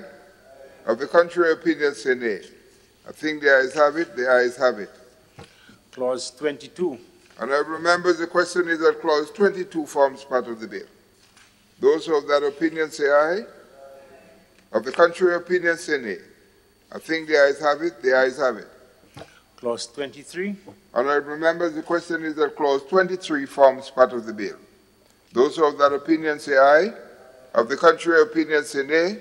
I think the ayes have it. The ayes have it. Clause 24. Honourable members, the question is that Clause 24 forms part of the bill. Those who have that opinion say aye. Of the contrary opinion say nay. I think the ayes have it. The ayes have it. Clause 25. Honourable members, the question is that Clause 25 forms part of the bill. Those who have that opinion say aye. Of the contrary opinion say nay. I think the ayes have it. The ayes have it. Clause 26. Honourable members, the question is that Clause 26 forms part of the bill. Those who have that opinion say aye. Of the contrary opinion say nay. I think the ayes have it. The ayes have it. Clause 27. Honourable members, the question is that Clause 27 forms part of the bill. Those who have that opinion say aye. Of the contrary opinion say nay. I think the ayes have it. The ayes have it. Clause 28. Honourable members, the question is that Clause 28 forms part of the bill. Those who have that opinion say aye. Of the contrary opinion say nay. I think the ayes have it. The ayes have it. Clause 29. Honourable members, the question is that Clause 29 forms part of the bill. Those who have that opinion say aye. Of the contrary opinion say nay. I think the ayes have it. The ayes have it. Clause 30. Honourable members, the question is that Clause 30 forms part of the bill. Those who have that opinion say aye. Of the contrary opinion say nay. I think the ayes have it. The ayes have it. Clause 31. Honourable members, the question is that Clause 31 forms part of the bill. Those who have that opinion say aye. Of the contrary opinion say nay. I think the ayes have it. The ayes have it. Clause 32. Honourable members, the question is that Clause 32 forms part of the bill. Those who have that opinion say aye. Of the contrary opinion say nay. I think the ayes have it. The ayes have it. Clause 33. Honourable members, the question is that Clause 33 forms part of the bill. Those who have that opinion say aye. Of the contrary opinion say nay. I think the ayes have it. The ayes have it. Clause 34. Honourable members, the question is that Clause 34 forms part of the bill. Those who have that opinion say aye. Of the contrary opinion say nay. I think the ayes have it. The ayes have it. Clause 35. Honourable members, the question is that Clause 35 forms part of the bill. Those who have that opinion say aye. Of the contrary opinion say nay. I think the ayes have it. The ayes do have it. Clause 36. Honourable members, the question is that Clause 36 forms part of the bill. Those who have that opinion say aye. Of the contrary opinion say nay. I think the ayes have it. The ayes have it. Clause 37. Honourable members, the question is that Clause 37 forms part of the bill. Those who have that opinion say aye. Of the contrary opinion say nay. I think the ayes have it. The ayes have it. Clause 38. Honourable members, the question is that Clause 38 forms part of the bill. Those who have that opinion say aye. Of the contrary opinion say nay. I think the ayes have it. The ayes have it. Clause 39. Honourable members, the question is that Clause 39 forms part of the bill. Those who have that opinion say aye. Of the contrary opinion say nay. I think the ayes have it. The ayes do have it. Clause 40. Honourable members, the question is that Clause 40 forms part of the bill. Those who have that opinion say aye. Of the contrary opinion say nay. I think the ayes have it. The ayes have it. Clause 41. Honourable members, the question is that Clause 41 forms part of the bill. Those of that opinion say aye. Of the contrary opinion say nay. I think the ayes have it. The ayes have it. Clause 42. Honourable members, the question is that Clause 42 forms part of the bill. Those who have that opinion say aye. Of the contrary opinion say nay. I think the ayes have it. The ayes have it. Clause 43. Honourable members, the question is that Clause 43 forms part of the bill. Those who have that opinion say aye. Of the contrary opinion say nay. I think the ayes have it. The ayes have it. Clause 44. Honourable members, the question is that Clause 44 forms part of the bill. Those who have that opinion say aye. Of the contrary opinion say nay. I think the ayes have it. The ayes have it. Clause 45. Honourable members, the question is that Clause 45 forms part of the bill. Those who have that opinion say aye. Of the contrary opinion say nay. I think the ayes have it. The ayes have it. Clause 46. Honourable members, the question is that Clause 46 forms part of the bill. Those who have that opinion say aye. Of the contrary opinion say nay. I think the ayes have it. The ayes have it. Clause 47. Honourable members, the question is that Clause 47 forms part of the bill. Those who have that opinion say aye. Of the contrary opinion say nay. I think the ayes have it, the ayes have it. Clause 48. And I remember the question is that clause 48 forms part of the bill. Those who have that opinion say aye. Of the contrary opinion say nay. I think the ayes have it, the ayes have it. Clause 1, short title. And I remember the question is that clause 1, short title, forms part of the bill. Those who have that opinion say aye. Of the contrary opinion say nay. I think the ayes have it, the ayes have it.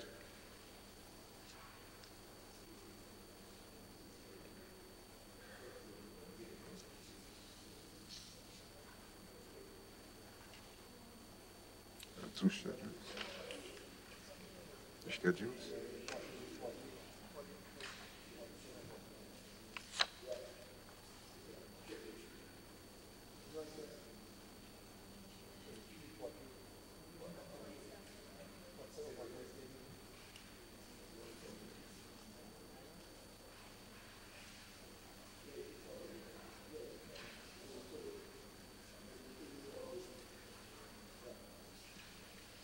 Yeah, 48 speak to the schedule. 48 speak to the schedule. Honorable Representative for St. David. Mr. Chairman, I beg to move that the House resumes and the Chairman of Committee reports progress on the bill. Honorable members, the question is that this Honorable House resumes and the Chairman of Committee reports progress on the bill. Those who have that opinion say aye. Of the contrary opinion say nay. I think the ayes have it, the ayes have it.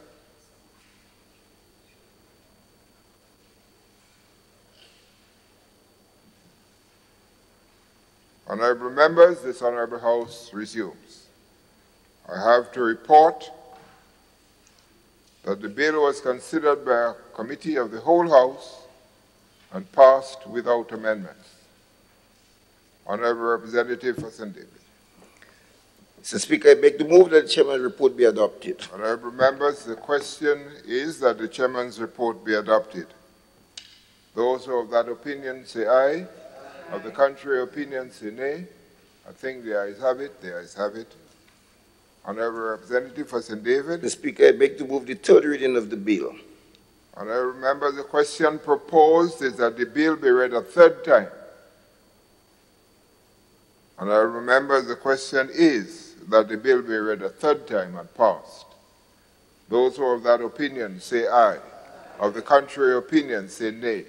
I think the ayes have it, the ayes have it.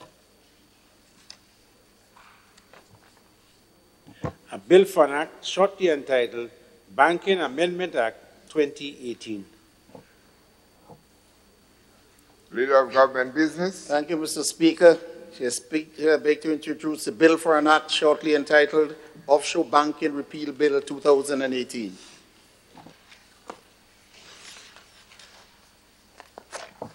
A bill for an act to repeal the Offshore Banking Act, Cap 217A, shortly entitled Offshore Banking Repeal Act 2018.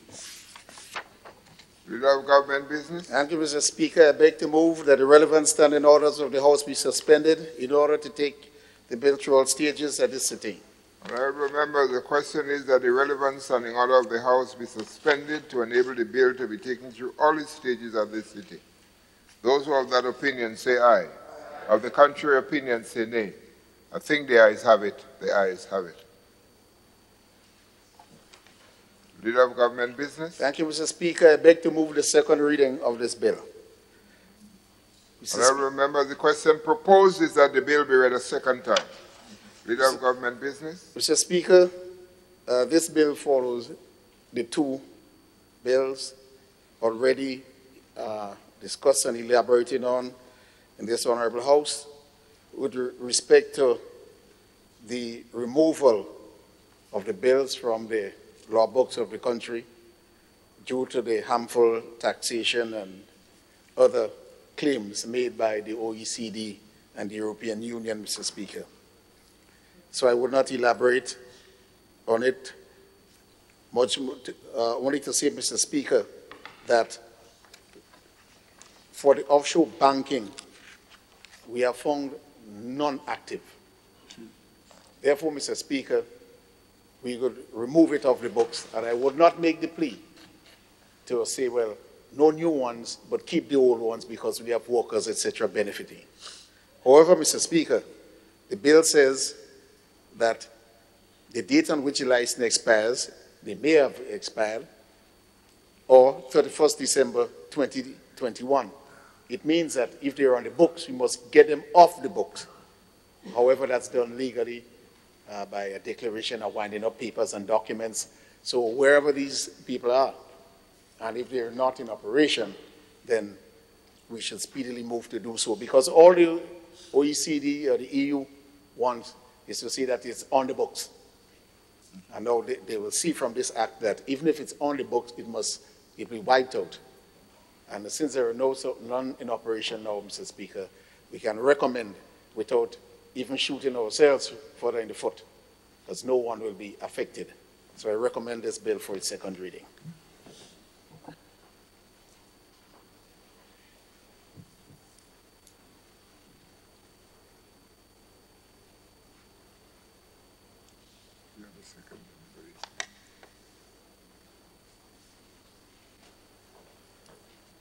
Honourable members,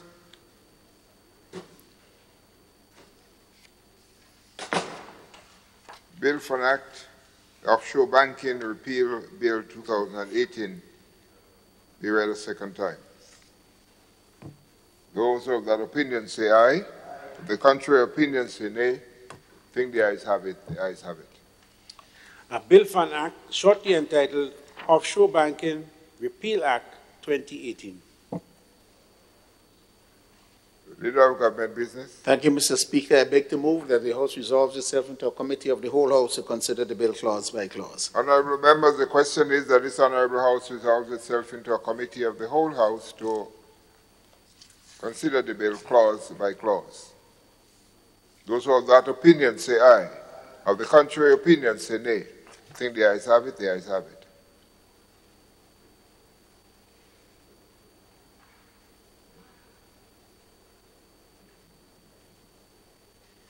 The House is now in committee.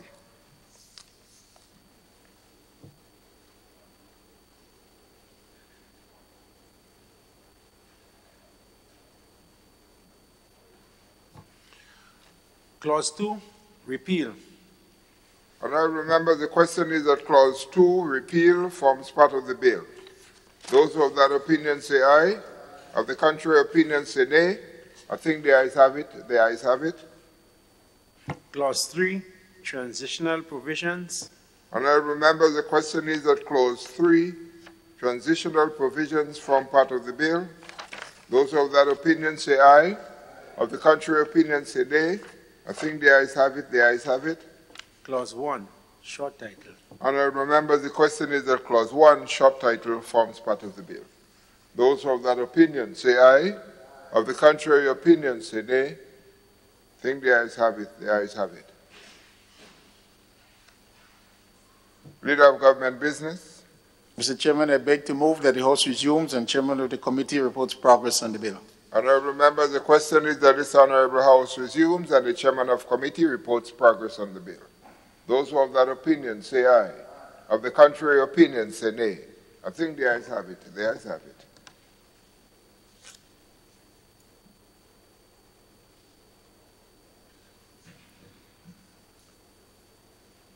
Honourable members, this Honourable House resumes. I have to report that the bill was considered by a committee of the whole House and passed without amendments.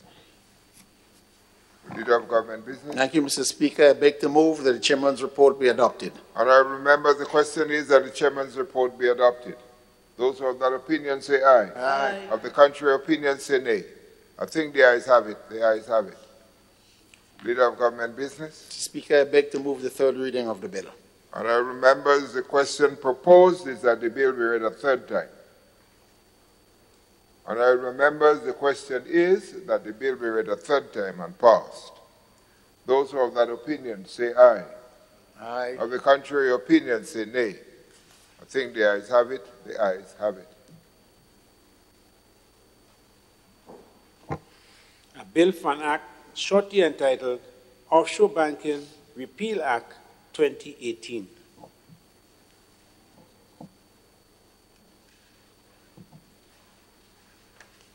Leader of Government Business. Thank you, Mr. Speaker. I beg to introduce for first reading the bill for an act shortly entitled International Trust Amendment Bill 2018.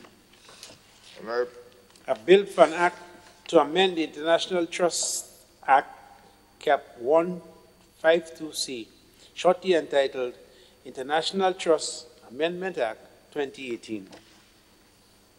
Leader of Government Business. Mr. Speaker, I beg to move that the relevant standing orders of the House be suspended in order to the bill be taken through all stages at this sitting. Honorable members, the question is that the relevant standing orders of the House be suspended to enable the bill to be taken through all its stages of this sitting. Those who are of that opinion say aye.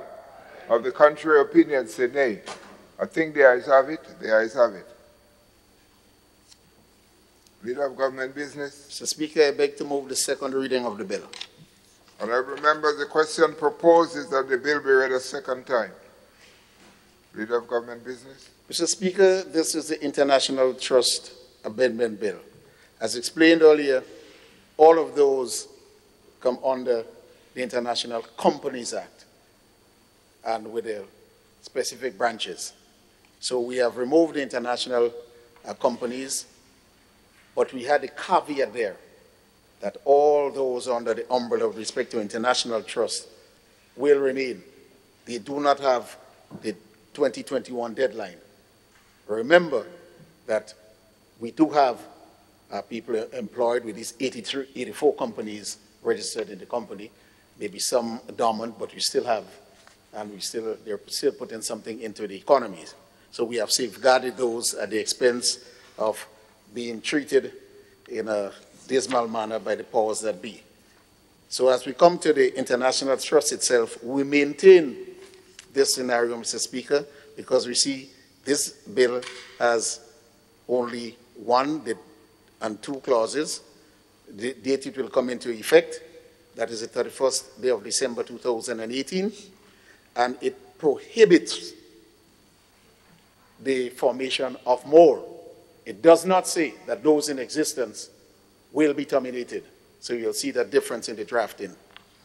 And it says, notwithstanding any other provision of this act, no person shall create an international trust after the 31st day of December 2018, and any such purported international trust shall be invalid.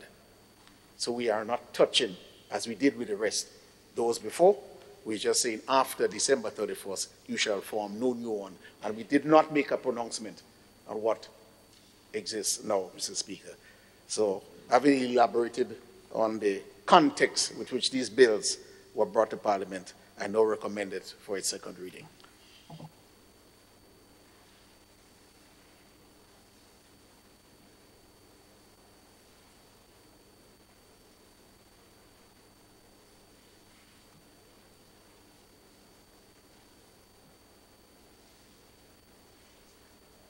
Honorable members, the question is that the bill entitled International Trust Amendment Bill 2018 be read a second time. Those who have that opinion say aye. Aye. Of the contrary opinion say nay. I think the ayes have it. The ayes have it.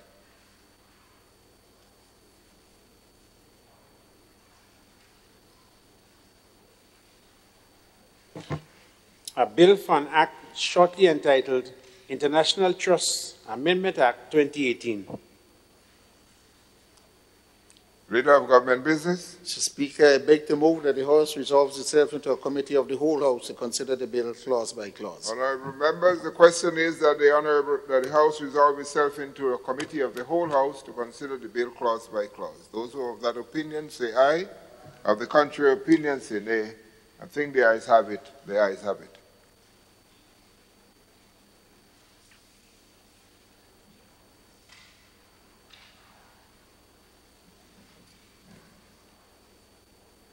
Honorable members, this House is now in committee.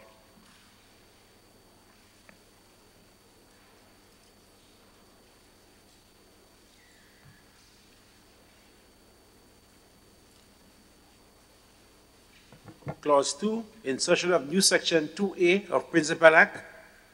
Honorable members, the question is that Clause 2, insertion of new section 2A to Principal Act forms part of the bill. Those who have that opinion say aye. Of the contrary opinion say nay. I think the ayes have it. The ayes have it. Clause 1, short title and commencement. Honourable members, the question is that Clause 1 forms part of the bill. Those who have that opinion say aye. Of the contrary opinion say nay.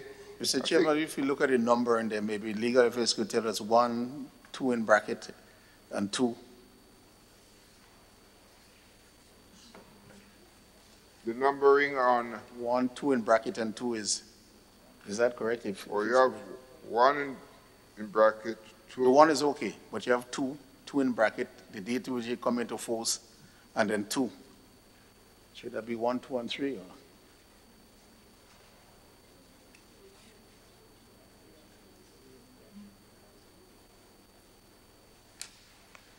In 2, we have 2. The act shall come into enforce.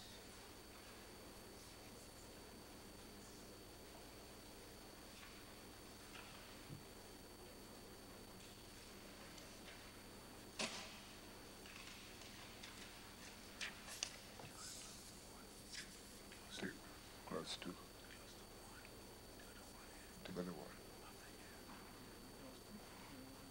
Okay, so we have clause 2. Yeah, so you do it just that. Okay. So what we do is we omit the 1, we take off the 1. Short title. Short title. That's 1, but the next one, 2 in brackets. The act shall come into force on the 31st of December 2018. That is 2. What's the number? That's clause 2. Oh, clause 1, so clause 2. Okay. Yeah. Very nice, yes. So we had the title already. Honourable members, the question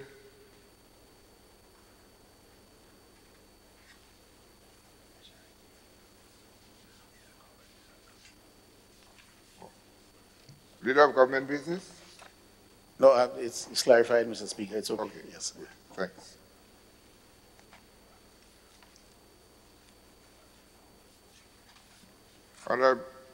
Honourable members, the question is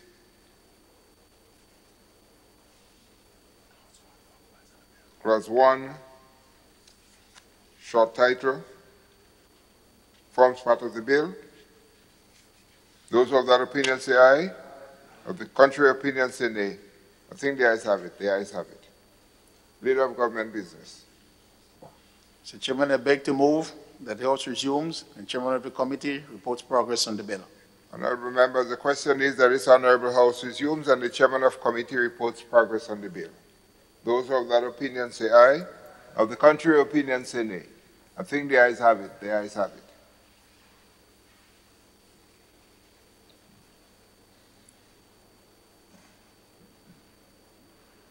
Honourable members, the House resumes. I have to report that the bill was considered by a committee of the whole House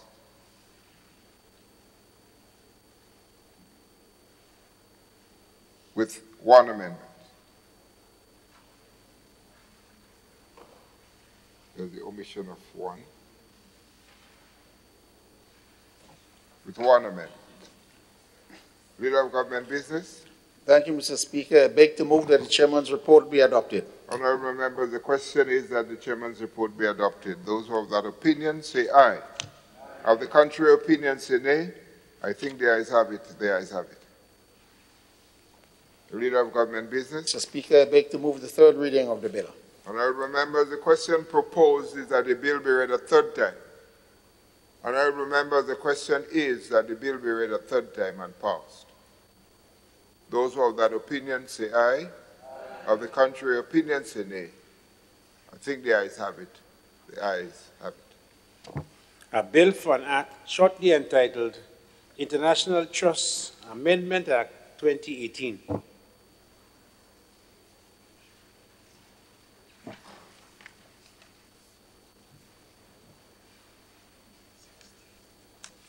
Item number 16, request for leave to move the adjournment of the House on matters of urgent public importance. Leader of Government Business.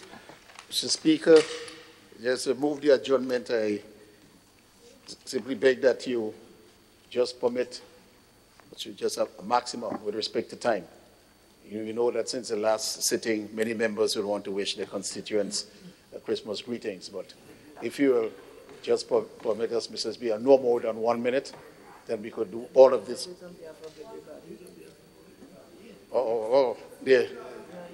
The request is that I do it on behalf of everybody rather than imposing a half a minute stricture on on and on. So, Mr. Speaker, to you and to each other, the colleagues and those without a voice in this place, the police officers and the staff, on behalf of the entire membership of this Honorable House, we say a very, very Merry Christmas and bright and prosperous New Year. And to all the members, constituents, the offices, and the people that they represent, we wish to say, I say on behalf of them, a very happy, holy, Christ-like Christmas and a very prosperous and bright 2019. Mr. Speaker, to the staff, if I didn't say it before, I think I did, but to all of you, do the same greetings go to you for happy, holy Christmas and bright New Year. Mr. Speaker, I want to mention in particular one person in my constituency and a member of staff of the Ministry of Works who met in an accident earlier this year and who was hospitalized, went home, returned. I want to thank all my colleagues, the Minister for Health, the Minister for Foreign Affairs, and all my colleagues, including the Minister for Finance and Prime Minister, for all the efforts that we have been putting into it. I was always they are the permanent secretaries and the other members of staff in the ministry who visit him and who will go to get him to therapy, etc. I have to say to him and to his family, please keep the faith. I am happy to report that after trying for many sources, as far as the Middle East, we started with Mr. Speaker because we wanted the best for him. We came back to the Caribbean, we looked at Martinique, the ministry said they looked at Bahamas where a worker went, but we are happy to report. We tried the Republic of Cuba, Mr. Speaker, but only yesterday we got word through the Ministry of Foreign Affairs that Cuba has accepted George to go, Mr. Speaker. And to the family and the constituents, we want to say that we're extremely happy and grateful. And I take this opportunity to wish the brother and his family the very best for the Christmas and to believe that this announcement will bring hope. And my entire colleague, Mr. Speaker, the entire cabinet, immediately I brought the submission, they went on and said, yes, we will undertake to do all that is necessary. The nurses, whatever attention he needs, the medication, etc. We agreed.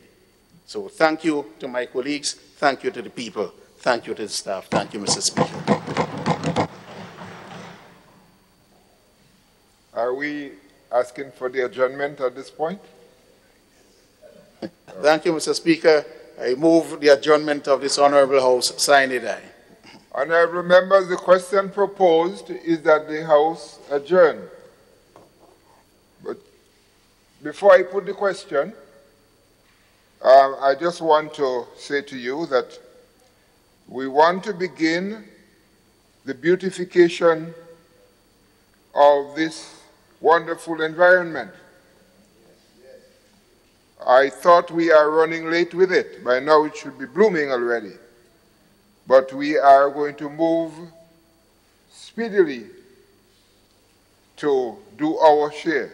And to start the ball rolling, we have asked our Honorable Prime Minister, and he has consented, to plant a tree to mark the beginning of the beautification of this wonderful place. And that would be done after the session. Secondly, I want to say to you that Skype has complemented the IT division of the Parliament for the quality of work and the quality of programming that is taking place. It is our move to make here as comfortable and as beautiful and as professional as possible. And so we have started having the signing taking place over the past 2 sittings. That is for those who are not able to hear well. They can sit at the television and see what everybody says. And over the past 2 sittings, one of the House and one of the Senate, the signing was there. So I tried blocking my ears to see if I can make out what they're saying. I couldn't. Then I realized that I am a dunce as far as sign language is concerned. And we have been getting calls from Canada and from England complimenting the Parliament and the government of Grenada on this very important move. Hopefully we may be able to do something for those who cannot see in the near future. Yeah, it's possible. We can do anything in God who strengthens us. And so I want to take this opportunity, members of Parliament, to thank you for the cooperation that you have given over the past years. And to say to you that with your cooperation, we are doing the job that we are doing the way we are doing it. And with the staff of this institution, headed by the Clerk of Parliament and his deputy, I could not have done anything that I was able to do well without the constant coaching and helping and guiding. So I want to extend to the staff God's blessing. And to all parliamentary representatives, let me say it for you. You have done very well. Our country has done well. Anyone who says differently cannot see, cannot hear, cannot smell. The senses are gone. If they would not behold the beauty of our land and the blessing that God has given to us, they would not see anything. And it doesn't make sense trying to get them to see, they would not see. There is none blind as he who would not see. I want to urge us for this season to continue to remember our responsibility as a Christian people. I didn't say a Christian nation now. I said a Christian people. And as we wait for the coming, I don't think we're worrying too much about the first coming. That was already done.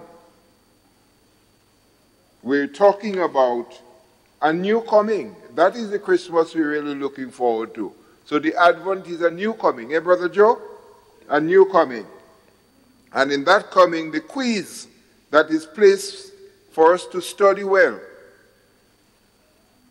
the quiz is already given to us. We just have to find the answers.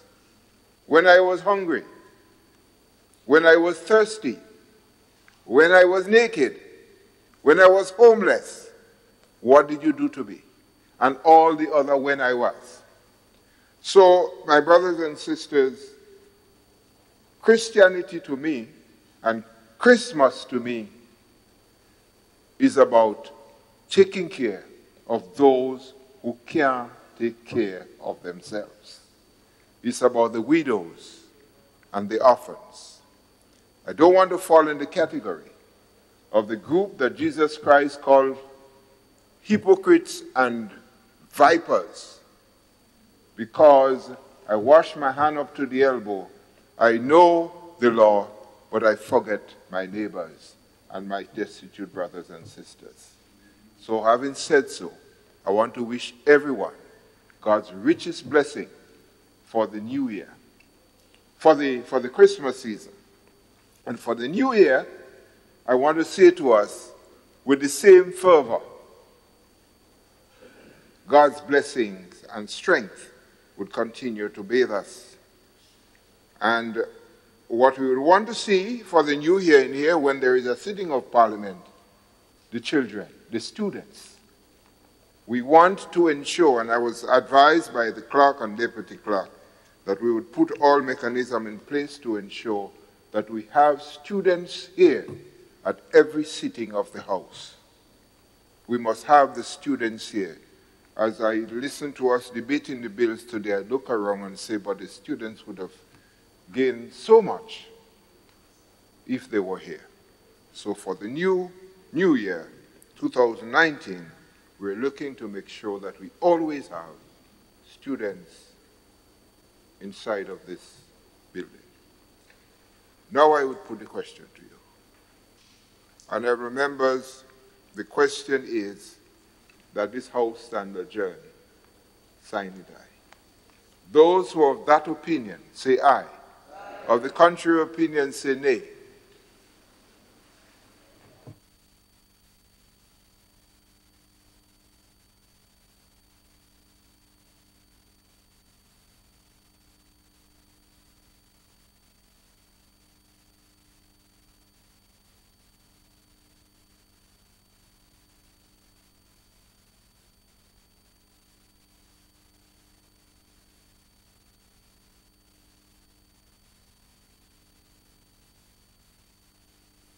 Stay up to date with all that's happening with the new National Party, NNP. Send us a message via text or WhatsApp on 405-8683 with your name, email, and constituency. Stay in the know with NNP. Get updated.